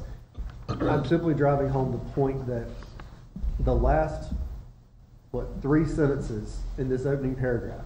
People living in homes with lead or galvanized pipe previously connected to a lead service line have an increased risk of exposure to lead in their drinking water. That's accurate. The city of Goldsboro provides safe, high-quality drinking water, but we cannot control the variety of materials, here's what matters, used in plumbing components on the customer side. Mm-hmm. Please note the city did not find any lead service lines in our system.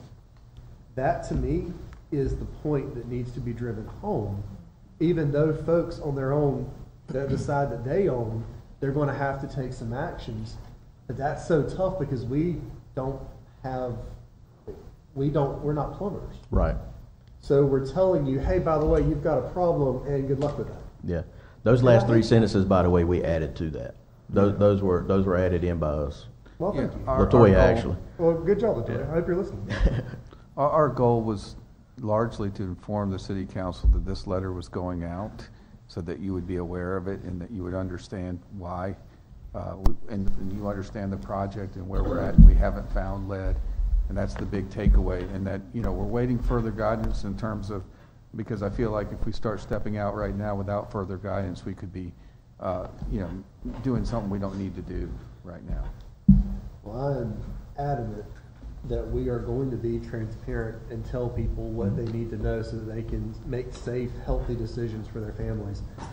All I implore folks and those that are watching this as well is to read this slowly, take a deep breath, read it again, and then start making decisions about what's right for you and your finances in your home. Yeah. And know that the city of Goldsboro is absolutely committed to providing safe, quality drinking water by any measurable standard. Council, I didn't mean to hijack this conversation, but this one's one that, my house was built in 1902. I know what my pipes are, and yeah, I'm going to get a letter. Yeah. But that's my doing, and so I'll resolve that. Anyway, council, any other comments, questions, or have I belabored this point enough? Thank you. All right, appreciate it. Thank you. All right, Mr. Livingston, if you would start us on item E, downtown sanitation plan. Thank you, Mayor, Council. We have a little bit of a dilemma we've had in downtown for several years, and Jamie, our Assistant Public Works Director, is going to kind of describe that for you. He's got some pictures. And that has been some of the sanitation issues, particularly sort of around our dumpsters. And we've got some potential solutions here in the way ahead, but we want to brief you on our thoughts on this. And Jamie, if you don't mind, I'll go ahead and let you start us off. Good evening, Mayor Gaylor, members of the council. Jamie Stanley, Deputy Director of Public Works. Hello. I've been here about 1.5 years now, and for the last year, I've been involved in corral issues in downtown trash. And there's several issues that keep popping up, and I've been talking with lots of people involved in this and trying to get a handle on it. And I've got some pictures, and there's worth 1,000 of my words. But we have unsanitary conditions around lots of our dumpsters downtown and rollouts. Constant litter cleanup by city departments, mainly Public Works. We don't control all of these items, but we get to clean them up. We have lots of unauthorized use in the downtown area specifically. It might be citywide, but for this conversation, we're really focusing on the central district downtown. There is some vandalism. There's some homeless population activity, but the homeless in this situation are really not bringing the trash. They're just kind of rummaging through it, or they're living in the vicinity. We are studying all our current regulations and trying to make sure we have rules in place to manage this problem and to make sure we're using and following our own rules. There are a couple of places in town that we are not following our own rules, and we're going to get our house in order before we start demanding others do the same. One problem in John Street in particular is it's a city-owned corral on city property. And it does have a couple of city dumpsters in it. But we also have private dumpsters, which have no way to be controlled by the city management process. We don't charge any private vendor a fee. We don't get involved in the contract between a downtown business or resident and their private contract. But the biggest thing is the appropriate use and authorization understanding is everybody thinks it's a free-for-all. The John Street Corral is the Wild Wild West. Everybody thinks it's a city-provided service because our downtown is so wonderful. We provide free trash. Because I know there are businesses, not residents, because residents have to pay a fee, that do not have any trash service downtown. They don't have a private contract, and they don't have a city contract. Some are normally violating the law. Some probably don't know that it's not a free-for-all to use the John Street Corral. And so we have a situation where we want it to look like this. It's just beautiful. There's no litter on the ground. And once litter in this kind of corral hits the ground, it's really more classified as hazardous waste because it's not in a container.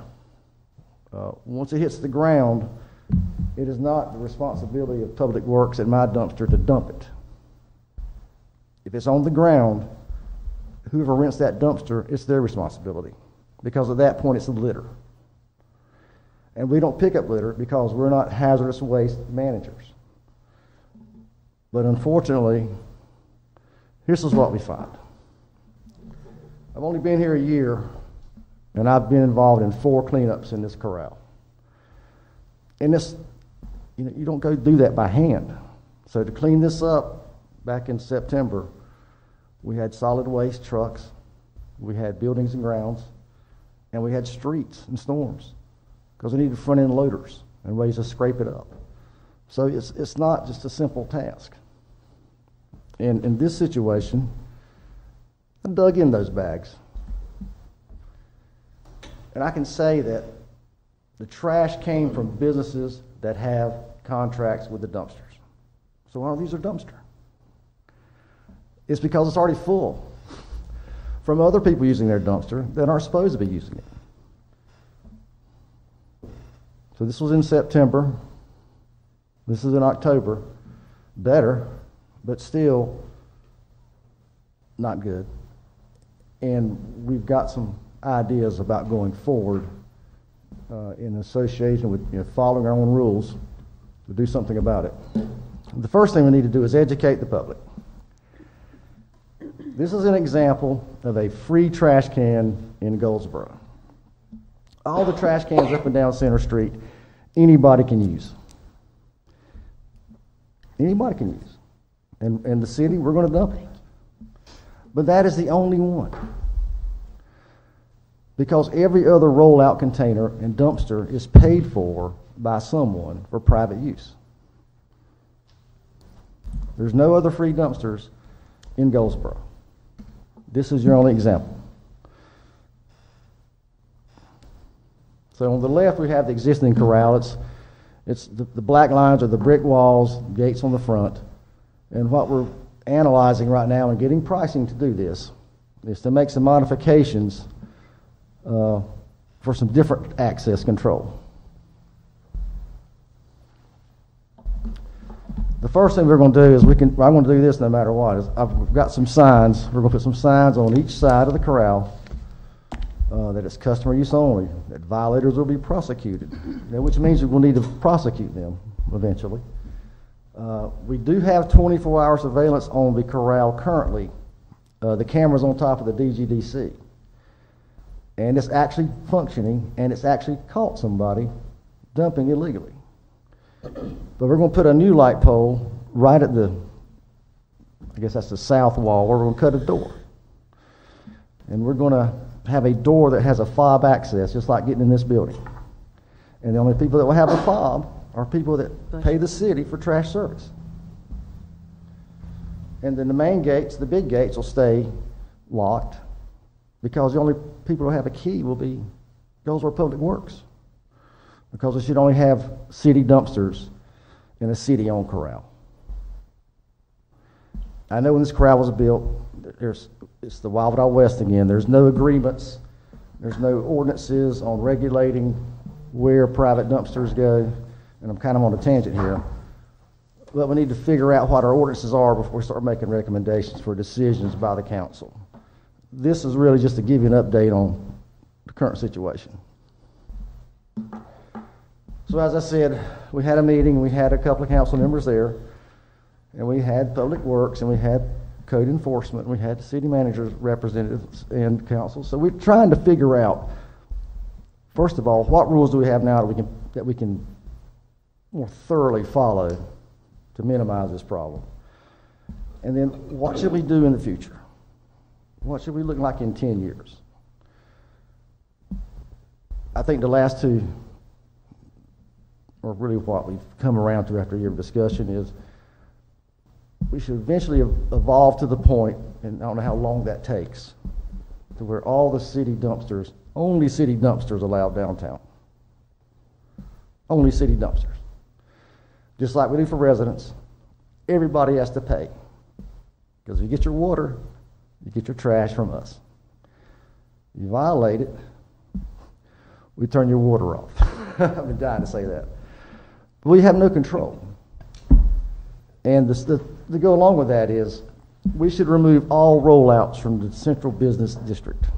There should be nothing but groups of dumpsters for each block, and everybody's assigned to their own dumpster, and the city currently has the equipment and people to manage that.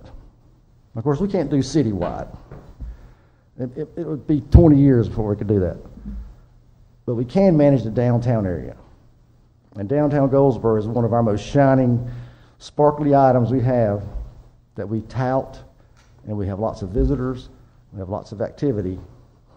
And if we manage this task better, it'll enhance everybody's visiting. It will help reduce vandalism and homeless living arrangements in these areas, and just make everything more secure and more sanitary. And so that's kind of what we're working on in our little group. Any questions? I do, and I noticed that you're working on the side that has the most eateries, so to speak. Yes. But on the other side, I had some concerns because you said we're only going to use city dumpsters. So, for both sides, I don't like to get into other, but for both sides, the people that live downtown, what are they to do with their trash? Okay, we would have to measure and calculate how much trash is generated, like in an apartment building, and have dumpsters to accommodate that and service that dumpster as much as possible, or as many times as needed. Say you got 10 rollouts here in this alley. Well, they may need one dumpster service twice a week. The question is to plan where to put them so we can have each block should have its own little dumpster cluster where we can get in and out and service it. Maybe a place only has enough room for 2 dumpsters, but it needs 5. Well, we'll have to service that more often per week. It's like we have 2 dumpsters at Walnut Street, little pocket park. They're city dumpsters, 3 dumpsters. We don't know if we can fit 3 there or not, but that's a place where the city's got to get our dumpsters screened. It's on our property. They're our dumpsters. We've got to follow the rules too. But it's still all about organization and everybody participating. And the users, when something's out of place, let us know. If homeless are sleeping there, call the police. Let's use our cameras. See something happen, we can look at the cameras and see who's doing it. So that's why this little security package would probably be fairly inexpensive, but it will give us a lot more control. And right now we don't have any. Council, any other comments or questions? As of right now, this plan is kind of a proposal. What would be your next steps, and at what point would you need action from council? Well, for right now, I don't need anything because I think we can make these little modifications in security because we just follow our own ordinances. Where we'll need council's help is down the road when we figure out what we want trash collection downtown to look like in 2 years, 5 years, 10 years. How are we going to really get a handle on it where we have some control? Our objective was to sort of tell you what the plan was and kind of understand that with our dumpster corrals, we need to take them back under our control. And that's going to help reduce the illegal dumping, help with the cleanliness, also help with some of the other issues that we've been having. It's not a total solve, but we're going to take some baby steps towards that direction. We just wanted you to be aware of it. And I'm sure there are people jumping up and down right now. I don't have a place to put a dumpster on my property. You know, man, that's going to be a challenge for you eventually. Because we're going to have the control of the dumpsters downtown. Because you can't have every business contracting with a private vendor. I'm going to build a corral in the John Street parking lot. Well, no, you can't do that because the city owns that property. So that's why we've got to work with businesses and everybody to come up with a common sense solution. And it's going to be like parking. It's going to be half the people hate it, half the people love it. The people that's going to hate it the most are the ones that are right now using the dumpsters without paying. And they're going to jump up and down the highest. But it's a matter of bringing it to your attention. Let's make sure we get all of our ducks in a row, following our ordinances, what remedies are already available, and then see where we need to go to get a better control on it. Council, any other comments, questions at this time? All right, hearing none. Appreciate it. Thank you so much. Yeah, thank you. Thank you, Jamie. Good job.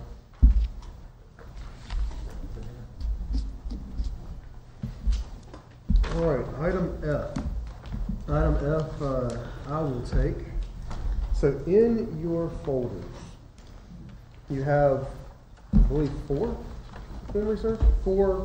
proposals. One is an outline more so than a proposal, but in the coming days it will become a full proposal.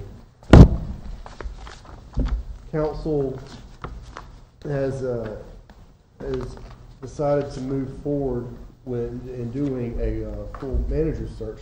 And so what we have been working on over the last couple of weeks is getting some quality proposals for council to be able to look at. I want to be very clear, very upfront right now, we're not voting on anything tonight.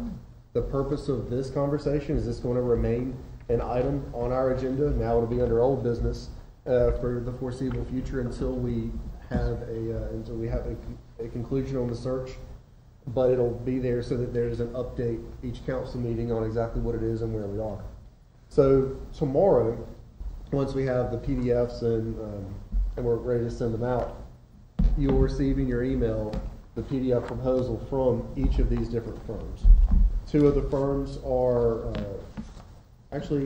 three of the firms are out of state that have a large presence here in Goldsboro. One is actually up in DC, but frankly, he's from Goldsboro. His family still lives in Goldsboro, and he's still very tied to the community. And so I think we've got some really well-respected firms. I've had extensive conversation with folks at the league, at the School of Government, a few other county managers and city managers, kind of getting their feedback. Of course, our own internal staff, Ms. Dove, thank you as always for your time and your guidance on these things, because you know a lot of these folks and how they work out. A lot of these folks being the search firms. So when you're looking at the firms, what I've been talking to the leaders of these different firms about is that I think that we ought to do more than merely you go get a dozen or two resumes, sort it out, give us a half dozen or so that you think we need to choose from, then let us sort it down to 2 or 3 and then interview those 2 or 3 here. I think it needs to be a little bit more than that. I want there to be engagement with our outside partners, outside stakeholders. We have tremendous nonprofit and civic-minded partners that help the city do the things that it needs to do. And so I want to be able to engage them and find out what they believe needs to be in our next manager. what it is that they want to see. I want there to be some time where whoever it is that we engage with, I want them to help us learn what our role is, what the role of the manager is. Where's that line? What is a reasonable expectation in every way of what we should expect on our next manager, and how should we be able to assess their quality and their deliverables and be able to build some consensus. I want there to be some coaching and some guidance from whoever it is that we choose to help us know what to do with our next manager and kind of guide us a little bit. We're at an interesting moment where that we have Dr. Campbell and his organization doing a robust study of our organization, trying to find efficiencies as well as doing salary studies. I think that was an excellent decision by this council. So appreciate everyone being willing to do that and have those conversations with Dr. Campbell and his team as they've been pulling together council members' feedback and other members of the city staff, their feedback, coming together with what he sees that the organization needs. But what I'm looking forward to, whoever it is that we hire, helping council understand best how to be a council and how to work with its next manager. Because above all, I want whoever gets this role to be successful. We don't want to go through this process and then 6 months later they regret coming here or we regret bringing them here, whatever that is. Very bluntly, I just simply want there to be some coaching and some guidance on how we can be successful with whomever it is. So with that, council, you'll have each of these 4 full-size proposals. One of them is over 70 pages, another one's over 30 pages. So you'll see there's some robust stuff that folks are sending us. There are different price points. The firm that we use the most often here with the city, their proposal to us is a very robust, I won't say most of them, I'll say developmental associates, so we use quite a bit. Their proposal is very expensive. That's okay. We're going to do what we need to do in order to move this thing forward if it's the will of council. In either way, guys, we're looking anywhere between $20,000 and $35,000. It's not going to be cheap, but we're going to do it. We're going to do it well. So with that, I don't really have anything else to bring to council this time. I wanted to get the proposals in front of council. You'll get the written ones. We'll contact everyone just to make sure that they know that it's a public document. Most of them already do, but they still have the little disclaimer that says some of this is proprietary or confidential. So we'll make sure that we get that part right so that we're not messing with somebody's design or whatever it is. Council, any comments or questions for me at this time on any of these proposals? You haven't had a chance to really look at them yet, so I wouldn't expect there to be questions there, but on the process or what our expectations are. Yes, sir. I certainly would have comments, but I would be more than happy to reserve those and give other folks an opportunity to speak first. If not, I'll go. No, the floor is yours, and then we'll work our way around. Anyone else that wants the floor? I think that one thing that you said, that we want our manager to be successful, and I think that that's 100% accurate, because the one that we have in that interim position now is absolutely successful. And I know that it's been talked to death, and everybody that's sitting up here knows my opinion from our closed session conversations, and I think that I can make some comments here to the public in the open session without violating anything. And so I'll simply just reiterate the things that I've said in a positive manner related to the person that's in that interim position. That I think it's a complete waste of tax funds and a complete waste of the city's funds to initiate a search to find a manager that can be successful when we have a manager that's in that position that is successful. And we don't have to go in, or I won't have to go into his successes. I mean, we've heard about those tonight, the 8 months that he's been in that role, and us as a new council, and what we've got accomplished with him at the wheel. in terms of audits being called up and all of the things that is going on within the scope of that office, and the fact that we have utility expansion and merger coming on, and the interim manager is expert level at those things that matter. And I think it's just my opinion. I know I'm one vote. I think it's ridiculous to spend taxpayer money to do a search for that position when we have somebody in that position that this council instructed him to obtain counsel and present us with a contract. And I know we can't discuss that contract because it's not a public document until such time as it would become executed. But that contract that has been presented to us, I don't know other way to say it, it's a sweetheart of a deal for what he's presented to us for several things that are part of that contract that we can't discuss because it's not a public document yet.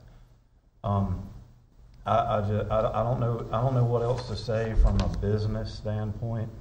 His qualifications and what he's done to lead this city through all of what we've accomplished during the time that we've been here is unmatched in my opinion. And I've been in and around and worked under and for a number of years now under a number of different managers, and I'm just super satisfied with the job that he's doing in every possible way for the things that are being accomplished in a positive manner. And I almost want to say that's only 50% of the job, because the other 50% of the job, in Chris's opinion, is the ability for that person, in order for them to be successful, to interact positively and have a good relationship with the people that they work for, meaning us, and the people that work for them, and our city employees and our department heads and the people in this organization that value and respect the gentleman that sits in that seat in an interim position that's presented us with a contract for approval and consideration, and the relationships that have been restored outside of this building, from one end of the state to the other, to and outside of this state. The person in that position has been embraced by this community, and that's something to be said for that. And this is his home, and his family's home, and where he plans to spend his time after he's done with his service to our city. I don't know what else to say. I'm just going to stop talking. I just feel like, again, we don't need to do a search. The right man for the job is sitting to my right, and he has done what we asked him to do, which is present us with a contract, and the parameters of that contract are beyond fair and acceptable. And I thank you for letting me speak. I'll be quiet. Thank you, Councilman. Any other comments or questions at this point? I have a question. Yes, ma'am. So I want to affirm what you have said, Councilman Boyette. The search is not your biggest cost. You're looking at it, Councilman Boyette, and saying that the search is your biggest cost. But honestly, I do a lot of cost analysis. So you're talking about onboarding, training. Your search probably won't even complete because of the holidays before February or March. You're looking at quite some time. But Ms. Dove, if you don't mind, I have a question for you, because again, I do a lot of cost analysis, and I'm just trying to do a graph, and I need your input if you don't mind. Do you have any type of competitive salary comparison that you could give to me, or on the city manager's positions, in lieu of other entities in our area, what they're paying for that position? Do you have anything that I could get from you on that? I've done some of my own research, but I'm looking at my training cost, my cost of hiring, my onboarding, the time it's going to take, to replace that position, and I'm just trying to come up with another figure, because again, I don't want you to just take in consideration this search fee, but you've got other fees. that we're going to actually go back to the taxpayers probably with over 100,000 is what I'm calculating that cost is going to be. So do you have Sure, anything? we have done several internal compensation comparisons with other municipalities in our area and outside the area. I can tell you that the current salary that our interim manager is making is low. And you will get that from our the MAG group that's coming back to do the presentation for the pay and comp study. But I do have that on my desktop. I can get that to you tomorrow morning. You can also go to the North Carolina League of Municipalities website and get that. That's where I got the information that I got from mine. I didn't know if you had anything. What we do is we just do phone calls and surveys internally. Okay. That MAG report, do you know what kind of timeline we're looking at? They're to have a final report to us by the end of December. So it should be ready for you at your city council retreat. It'll be before that. And Ms. Dove, you were kind enough to help me get my head around some competitive salaries so that I could understand what the ballpark was. And obviously I'm not putting words in your mouth, just looking at the chart that you were able to give me. You know, the next manager is going to be somewhere between 205 and 220. You know, I can't imagine it being outside of that range, which is notably above what the current interim salary is. Correct. Now, the consultants that I met with, they told me anywhere between 210 and 220. There you go. So, there you go. What they told me. And if you're having someone move into our community, they're going to be searching. Yeah. You know, the salaries are very, very competitive. Yes, ma'am. And we are very thankful for what we have and what he's settled for here at the City of Goldsboro. Well, you got several municipalities we're going to be competing against too. Rocky Mount's looking a city manager. It's no secret that Wilson has announced that they're probably going to start looking at us. So we're going to have to be extremely competitive with the talent pool that's right. We have available. In my experience with the last city manager search and assistant city manager search, our applicant pool has been very, very low. Thank you, Ms. Dove. It's just fortunate that you happen to be sitting right back there. Thank you. Council comments? Councilman? Can I make one more comment? Yeah, then we'll move on. Fortunately, this is the last thing in our work session, and then we'll go into recess for our 7 o'clock session unless there's any other comments. I would remind the council of that particular parameter of the contract that's been presented to us, and also point out that at any time the council was ready to move on that contract, that contract is still before us for consideration and approval, and it could be voted on and approved to accept that contract as presented. That's all my comments, Mr. Mayor. All right, council, any other comments, questions on this particular item, on item F? One more question, and Yes, this is ma'am. for the city manager. Mr. Livingston, quick question for you. I know that you've been in that position interim roughly about 8 months. At any time, have you been given any KPIs by anybody on this council? What do you? Any KPIs, any key performance indicators to measure your success in the 8 months? No, but I think I know what it means to be a successful manager. But the thing that I like to have is a council that's coalesced around objectives and things that you guys want to see happen. Like we talked early on in the February retreat about some of the overall, very, very broadly, we need to drill down on those a little bit more finer so we can figure out how we're going to deal with things like, for example, our unhoused population. We've aggressively, sought to make some corrections there or do some things there, and we've successfully disbanded them, but we haven't, just like a lot of other municipalities, we haven't really solved the unhoused problem. So what's the next thing we need to try to do there? So I haven't been given any, I like to understand what the city council wants to see accomplished, but there hasn't been any measures that say, okay, this is good performance from a city manager, in my opinion. Yes, sir. that's fair on the city council part, but I do remember us talking about being able to council Mac, and we was coming up with a type of format or form, so that's something that we owe anybody who's coming in. So we can already have that, so we can actually effectively counsel them. Maybe it be twice a year, once a year, or whatever, but that's something that we do owe whoever. Absolutely. If you don't have definitive KPIs in place for your leader, you're failing your leader. And so I apologize to you, Matt. It was mentioned in the minutes that I had looked at that there was supposed to be some reviews of me done during the time, but that hasn't happened. No, it is not.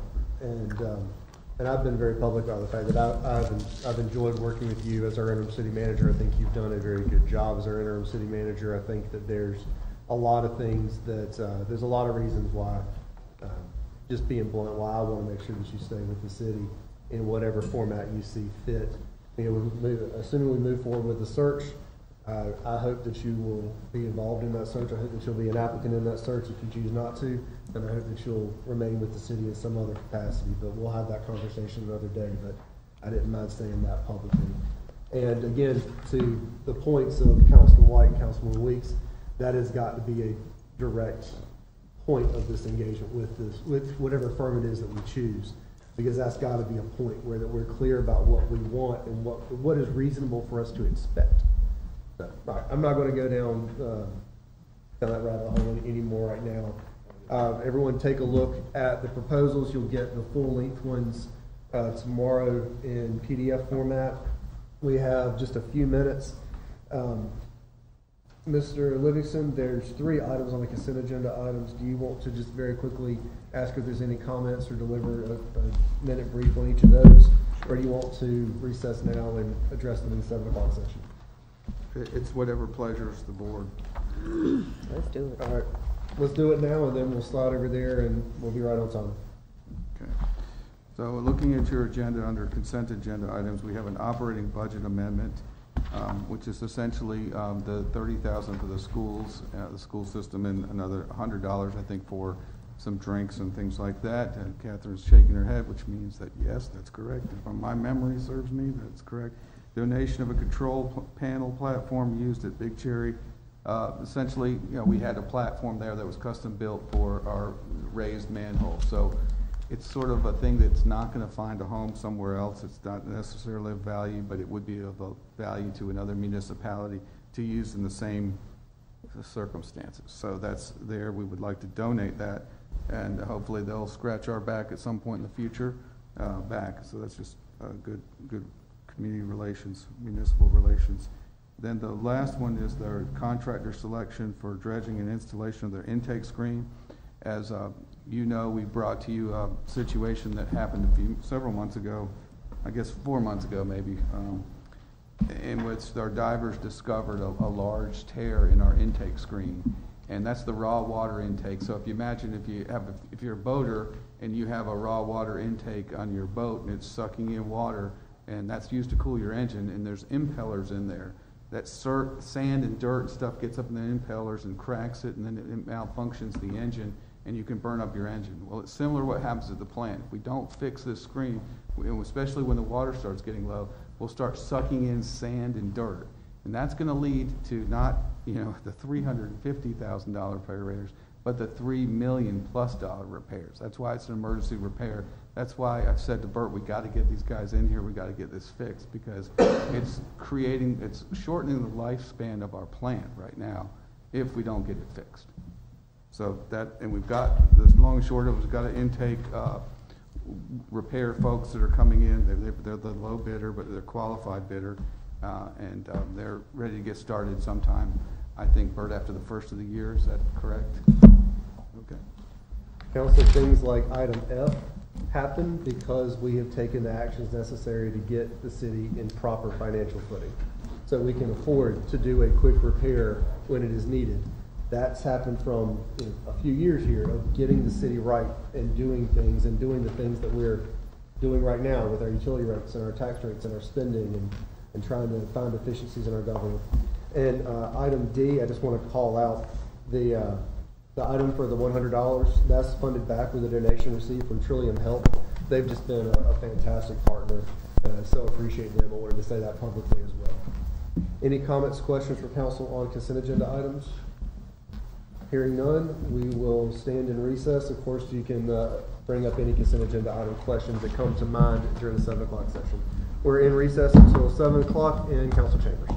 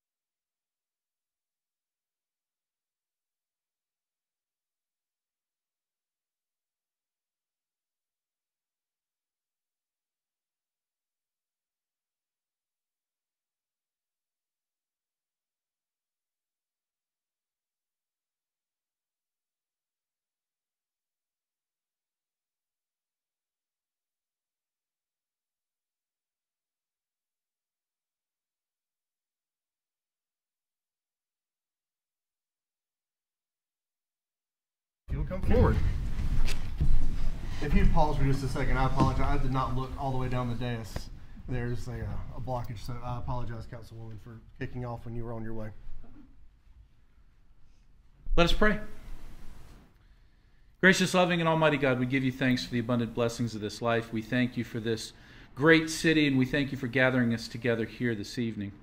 Father, we ask that you pour your Spirit upon the leaders of this city. We ask that you give them wisdom and grace to make decisions that are in the best interests of everyone that lives and visits this great city.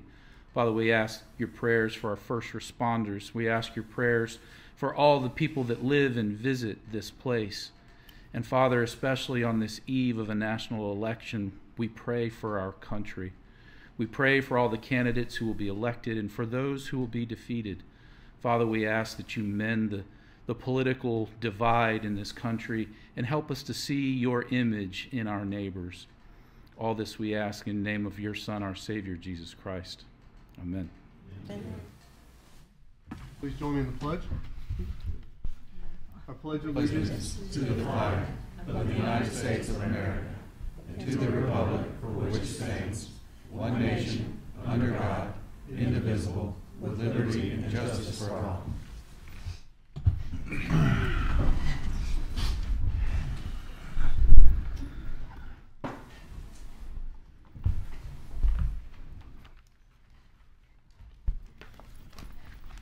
Madam Clerk, if you'd please do a roll call. Mayor Gaylor. Present. Mayor Pro Tem Matthews. Present. Councilwoman Jones. Here. Councilman Boyette. Here. Councilwoman Taylor. Present. Councilwoman Weeks. Present. Councilman White. Present. All right, all present and accounted for. So appreciate everyone's time this evening, and what is hopefully a very straightforward agenda. We'll go into approval of the minutes. We have two sets, A1 and A2, presented October 7th and October 21st, both the work session and the regular meeting. Are there any discussion or amendments to those meetings or those minutes?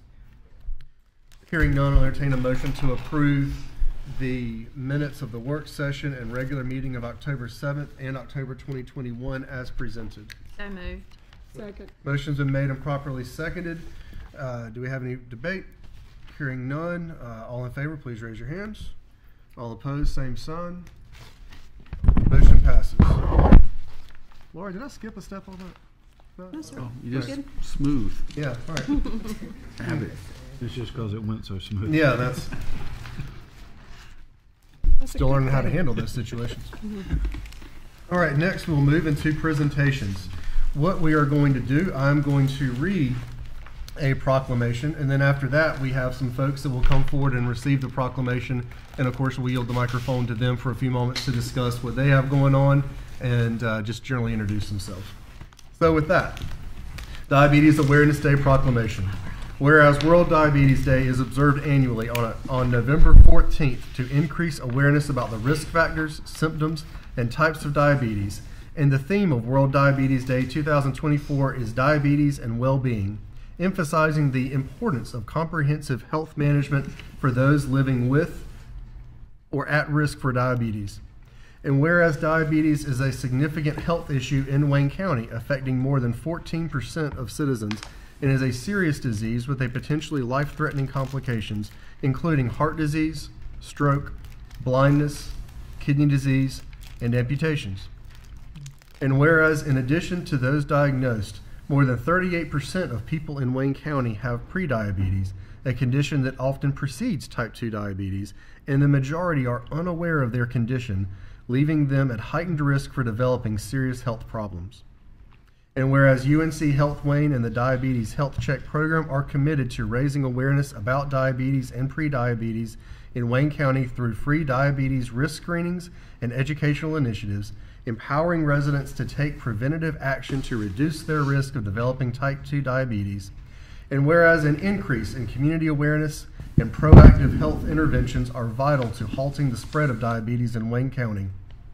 In recognition of the sacrifice of our veterans in conjunction with Veterans Day, a free diabetes risk screening event for veterans and their families is scheduled for November 14th, 2024 from 11 a.m. to 2 p.m. at the Wayne County Veterans Services Office. Now therefore be it resolved that the Goldsboro City Council does hereby proclaim November 14th, 2024 as Diabetes Awareness Day in the city of Goldsboro, and urge all citizens to recognize the importance of understanding their risk factors for diabetes and to take advantage of diabetes risk screenings and education. By doing so, we can collectively confront, combat, and most importantly, change the future of this serious and life-altering disease. In witness whereof, I have hereunto set my hand and affixed the seal of the city of Goldsboro, this the 4th day of November 2024.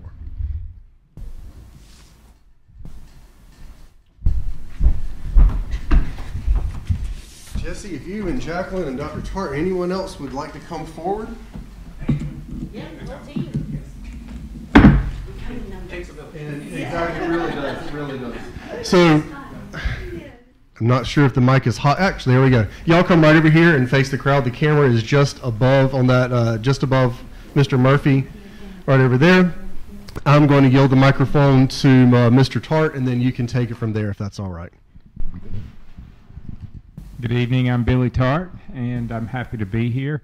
I'm the coordinator of the Diabetes Prevention Program known as Diabetes Health Check at UNC Health Wayne, and we're very happy, thankful to the council and to the mayor for this proclamation, and we're urging the citizens of Goldsboro to really take action in becoming more healthy, to live healthier lifestyles, to curb this epidemic of diabetes that we have.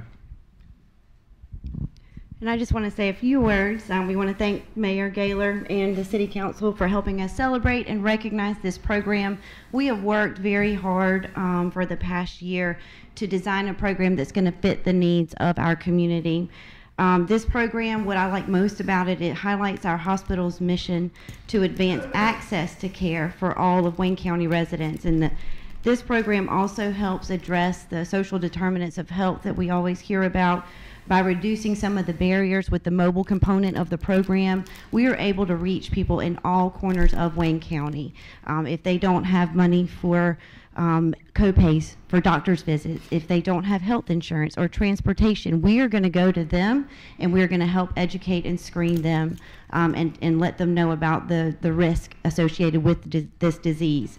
So this program is very unique. In fact, we're one of the only hospitals that have this type of program in the state. You won't find another mobile outreach program. The foundation is working very hard to raise funds to make this program sustainable over time. We appreciate the city's support in helping us recognize and launch this very exciting program. So thank you. Thank you. And actually, Jacqueline, would you do me a favor and just introduce everyone else that you have around you? I was going to let them introduce, if There you don't you go. mind. Whoever, somebody. Yes, somebody. They can say who our team is. I just want to make sure that everyone gets recognized. Absolutely. That's all. That's the main goal. Thank you. So my name is Jennifer Loper. I'm actually the diabetes nurse navigator at UNC Health Wayne. My role is a little different than Billy's. Billy does the prevention and the screening, and I actually help educate patients that have already been diagnosed with diabetes. But I'm always available to help you guys. I'm at the hospital Monday through Friday. If you ever need anything, please do not hesitate to reach out. Thank you. Dr. Tucker, yes. Jesse Tucker, the president and CEO of the hospital. I'm just happy to be a part of this great team. I'm Kimberly Fazio, the Director of Marketing and Communications. Hey, good evening. Howard Whitfield, Vice President Operations and Chief Operating Officer at UNC Health Wayne. Good evening. My name is Kim Brown. I am the Director of Nursing Services at Wayne UNC. Hello, everyone. My name is Joseph Swales. I'm the Outpatient Registered Dietitian at UNC Health Wayne and Certified Diabetes Care and Education Specialist. I work closely with Jennifer. We work in the same department, and again, Monday through Friday. That's my availability. Always willing to help. Feel free to reach out whenever. Perfect. So, if you would hold this, and then there she is. I will put this down, and then we'll do a couple of pictures. If each of y'all would just kind of form a crescent right behind, we'll make sure that everyone, remember, if you can't see the camera can't see you. I learned that from LaToya.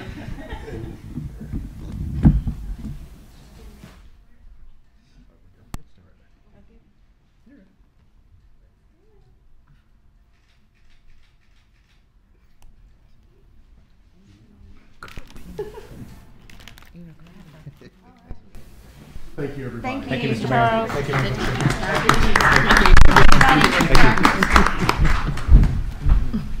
Hey, sign me up for the diabetes screening. It's free. Why not? Thank you. As they're exiting, I'll just reemphasize that we are very fortunate to have the professionals that we have in our community, and the relationship between the city and the hospital is really very strong, and we so appreciate their support and look forward to returning that support in ways like this, where we can just simply help promote a universally positive thing. So thank you, everybody, for your time with that. Next, Veterans Day, which, if you've looked at the calendar, you know is very much on its way. Item C, under presentations, a Veterans Day proclamation. I'll read that, and then we have members that will also receive copies of the Veterans Day proclamation. Whereas Veterans Day was once known as Armistice Day, proclaimed by President Woodrow Wilson in 1919 to remind Americans of the tragedies of war. And whereas in 1938, Congress passed a bill that each November 11 shall be a day dedicated to the cause of world peace and hereafter celebrated and known as Armistice Day. And whereas in 1954, Congress changed the name to Veterans Day in order to honor all American veterans of all wars. And whereas through their commitment for freedom, America's veterans have lifted millions of lives and made our country and the world more secure.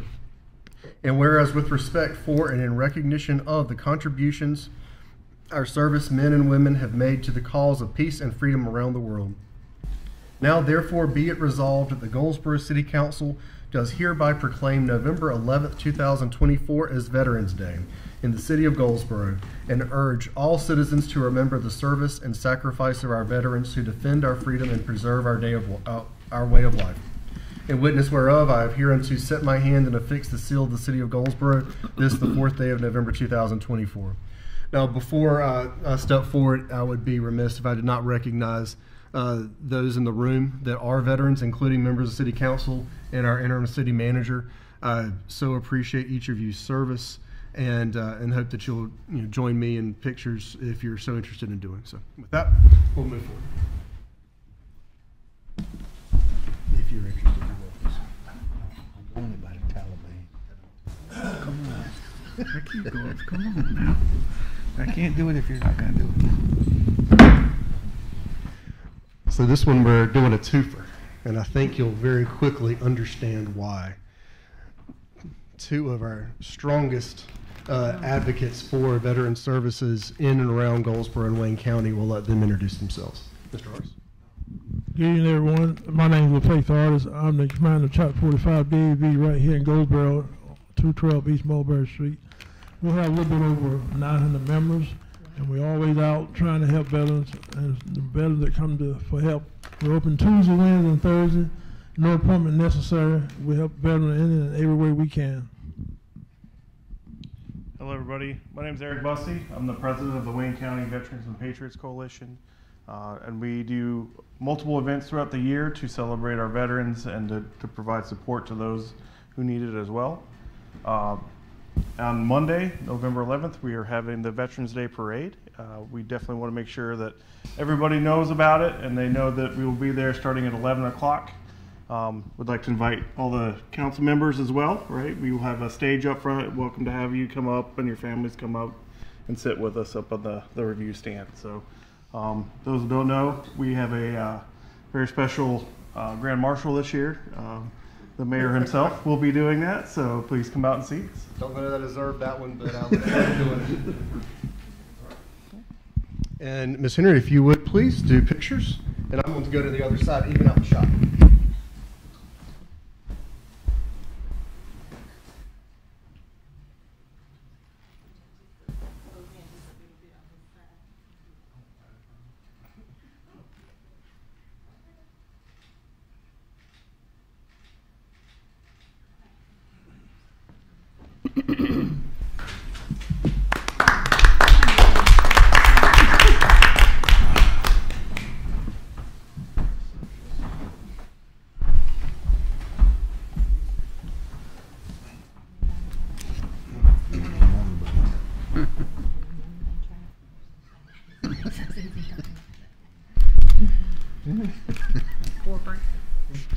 All right, council will now move into our public comment period.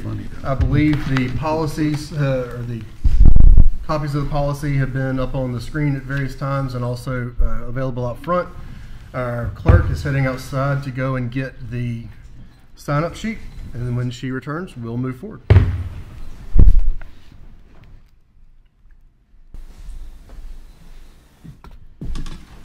Mayor, our first speaker is Carl Martin. Okay.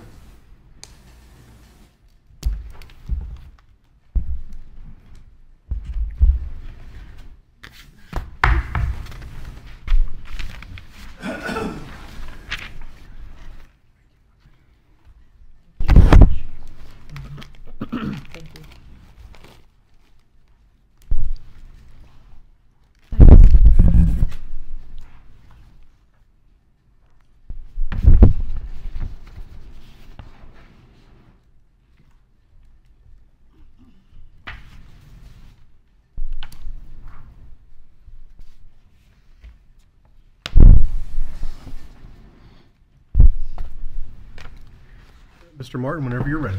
Good evening. Good evening. On June 22nd, 2017, City Council did not lawfully establish a stormwater maintenance utility pursuant to North Carolina statute because Council did not hold the required public hearing before they voted to establish the stormwater management utility. Therefore, on December 18, 2017, when Council voted to establish a stormwater declining block fee structure, Council did not have the legal right to take that action because they did not establish a lawful stormwater management utility pursuant to North Carolina statute. Furthermore, prior to Council voting to establish the unlawful stormwater declining block fee structure, there was no public feedback provided to Council from the Stormwater Stakeholder Committee on the proposed rates, nor did Council get public feedback on the rates through a public hearing.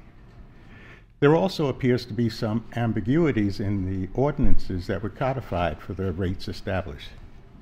For example, the following language under section 54.50 parenthesis B, this fee must be reasonable and equitable so that the users pay to the extent they contribute to the need for the stormwater management utility, and so that fees bear a substantial relationship to the cost of services. It was established by the Stormwater Stakeholder Committee that single-family residential property made up 1/3 of the impervious area, and non-single-family residential property made up 2/3 of the impervious area. How then can it be reasonable and equitable when the single-family residential properties are charged at a $4.50 per ERU, and the non-single-family residential properties are being charged on a downward sliding scale that starts at $3 per ERU and drops to as low as $1 per ERU? Most of these issues were raised in a public hearing on June 6, 2022, and some have been partially addressed by Council. However, Council has been silent on the requests that were made in those public hearing comments. The scales of justice that Lady Liberty holds above us are heavily tilted for the benefit of non-single-family residential holders. It be time that those scales be balanced, and I ask this Council to do the right thing now. It be time. Thank you. Thank you, sir. Our next speaker is Willie Baptiste.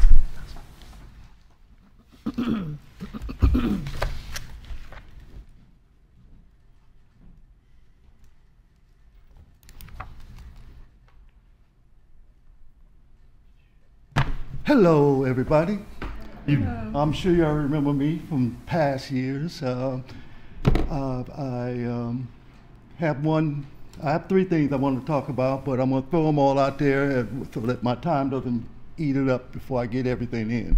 First is it required for you councilmen, people, women, to call back your constituents when they call you? If they call you about a problem, do you call them back Is there a rule in here to call them back? Do we have a law in here that say call them back? Because my councilwoman, Jamie Taylor, I've called you 4 times. Yes, I think you are you replaced Tate, right? Polly? Yes. Okay, because of a problem I'm about to tell you about again. My second situation I want to bring up is Lemon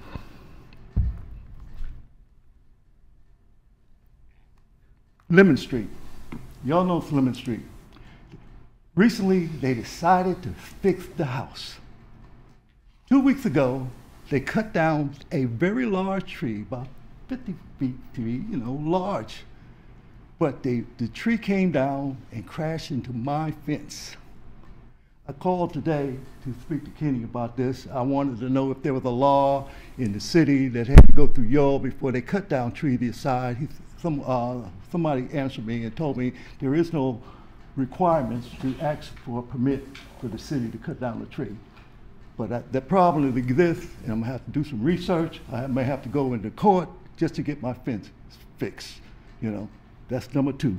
Number 3 is the reason I haven't been around recently because my son passed away with cancer early this year. Okay, he was a vital member in this community. He coached at Dillard Academy. A lot of the kids know him, and his name is William Kwame Baptiste. I would like to, I don't know what the procedure on getting proclamations for days, but I would like to have a coach day for him. September 28th, if we can get a proclamation on that day for him, for all coaches like him, who take our kids and train them and work with them and develop them. He was vital in this community. And lastly, was about city traffic in the city. Now, Elm Street is a vital street in the community because traffic go in and out. Right up here on the corner of Elm and the next street over, I forgot the name of it, but the light is not coordinated. I don't know who goes around checking lights, but it's important for lights to be coordinated so people get in and out of the city quick. I've got to stop you. Again, I try to be very uniform with speakers, but you're bringing up a variety of points that all need to be addressed. Please make sure that I have an email address or phone number on your sign-in with the clerk, because I do want to get back in touch with you about everything from the proclamation to the DOT matter as well. Okay. So unfortunately, I have to stop you right now. Again, just trying to be uniform and fair to all. Oh, I understand. But I do want to be in touch with you. Yeah. All right. Thank you, sir. Our next speaker is T.K. Rochelle.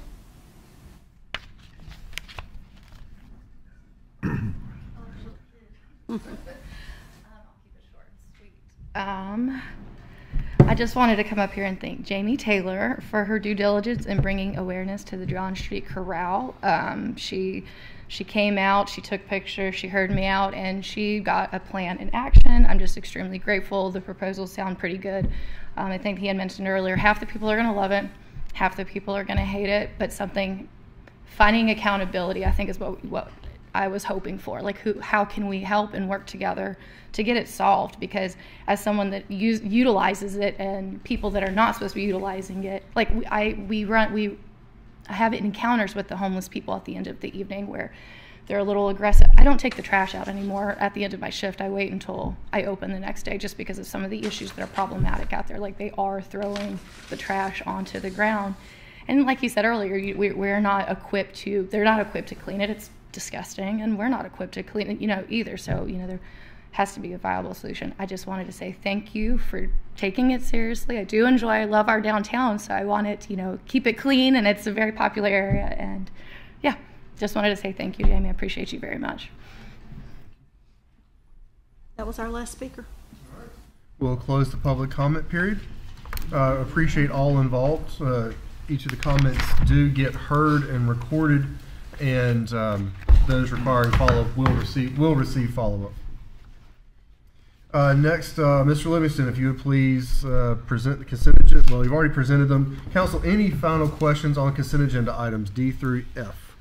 Just a quick question on what the Councilmember White? the operating budget amendment was again. Please state it again. It's the 30,000 was for the school system for the teachers, and the $100 was for the. Oh, I'm sorry. The 30,000 was for the teachers funding. It was community support Support schools. Okay, I'm good. That's all I Yeah, need. I'm good. I'm good. Thank you. You're welcome. All right, council, with that, we'll entertain a motion to approve consent agenda items D through F as presented. So moved. All right, motion's been made. Is there a second? Second. All right, motion's been made and properly seconded to approve consent agenda items D, E, and F as presented. Madam Clerk, please conduct a roll call vote. Mayor Gaylor? Yes. Mayor Pro Tem Matthews? Yes. Councilwoman Jones? Yes. Councilman Boyette? Yes. Councilwoman Taylor? Yes. Councilwoman Weeks? Yes. Councilman White? Yes. All right, motion passes. Consent agenda items D, E, and F are approved.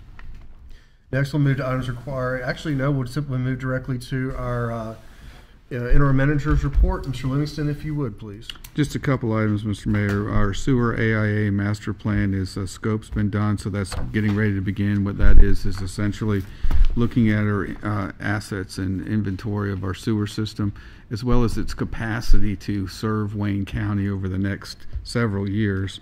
That was a grant that we received funding for that. We're also working on the merger feasibility. That's part 2 of that study. So that study continues to look at models that would show what the cost would be for a regional merge system. And there's a lot of different scenarios there. So that's going to be dependent on what people feel is the best model to use.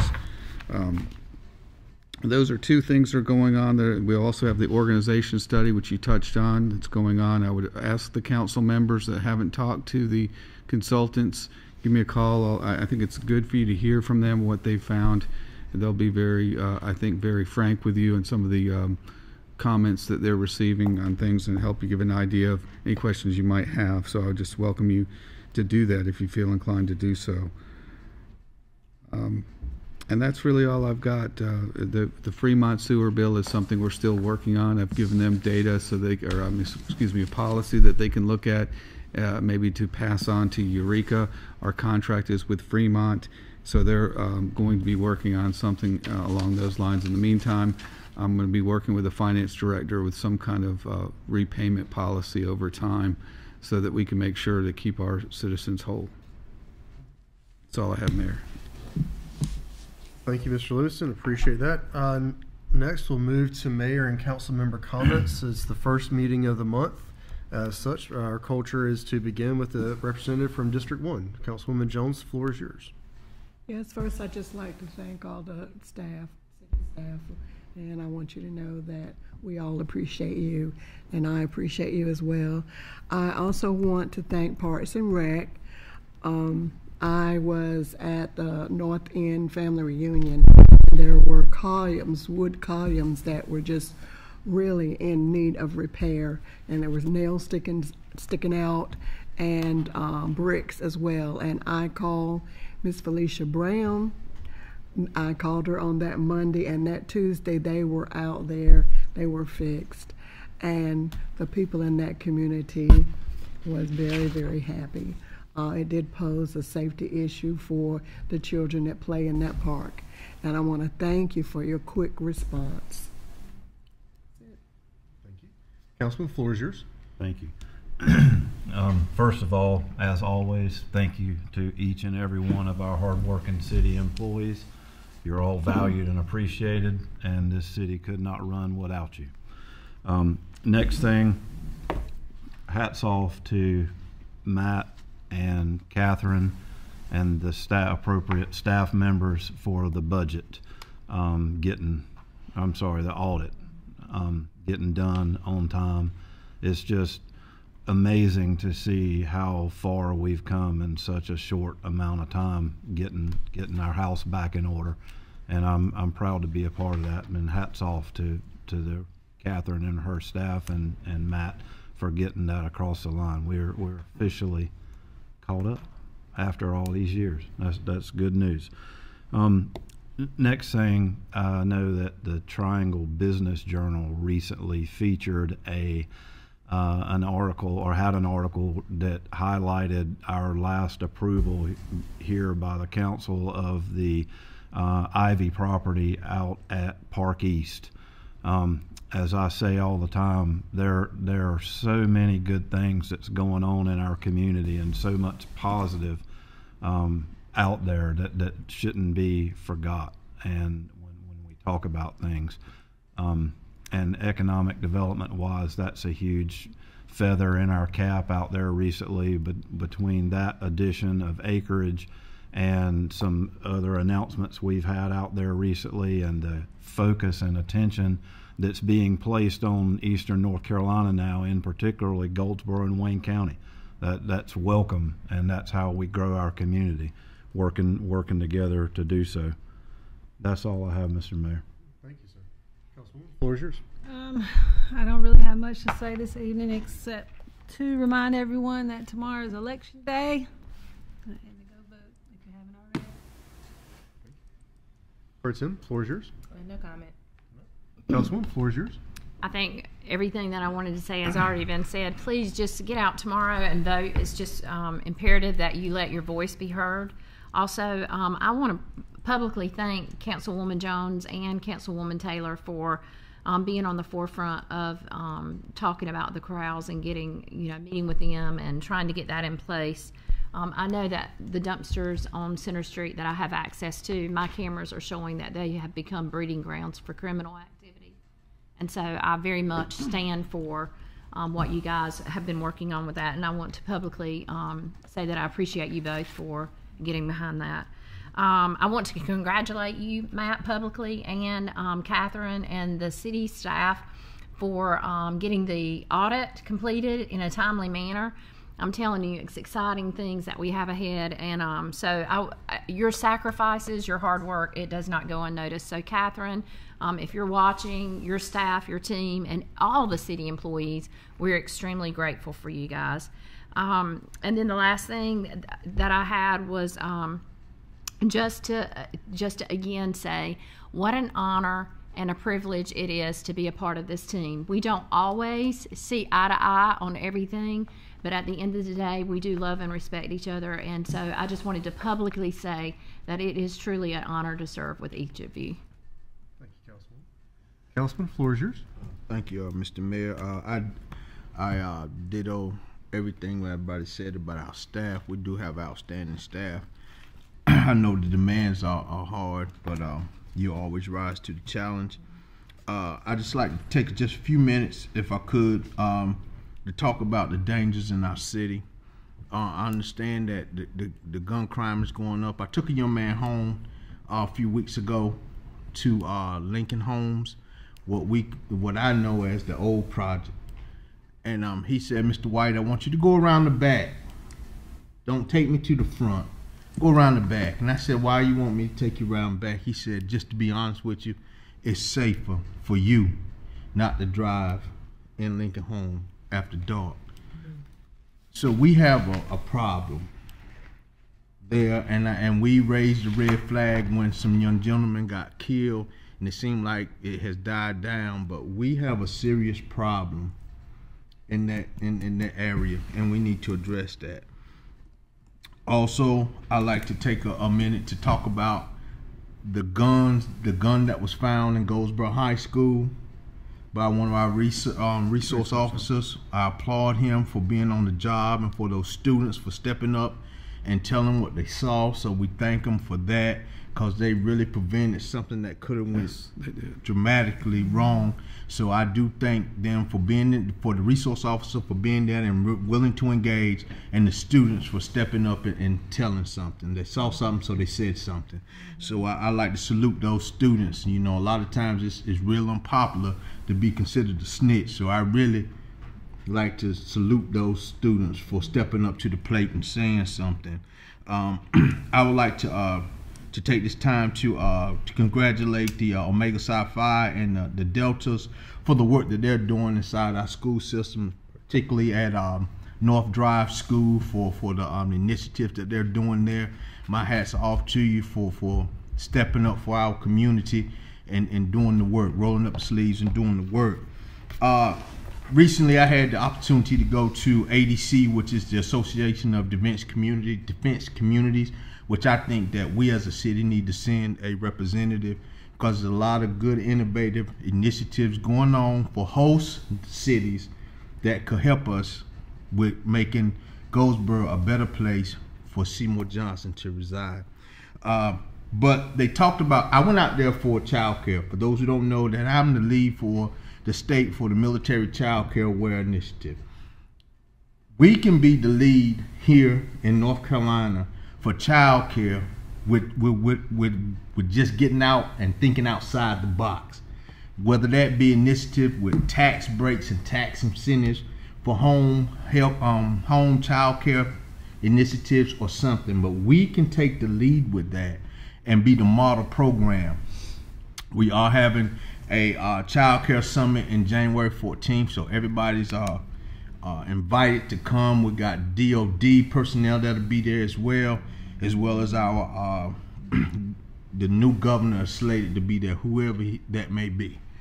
Happy Veterans Day to all my brothers and sisters in arms, for we all know that freedom is not free. Somebody had to pay for it, and I thank God that there were some people willing to write that blank check for us to live the way that we live.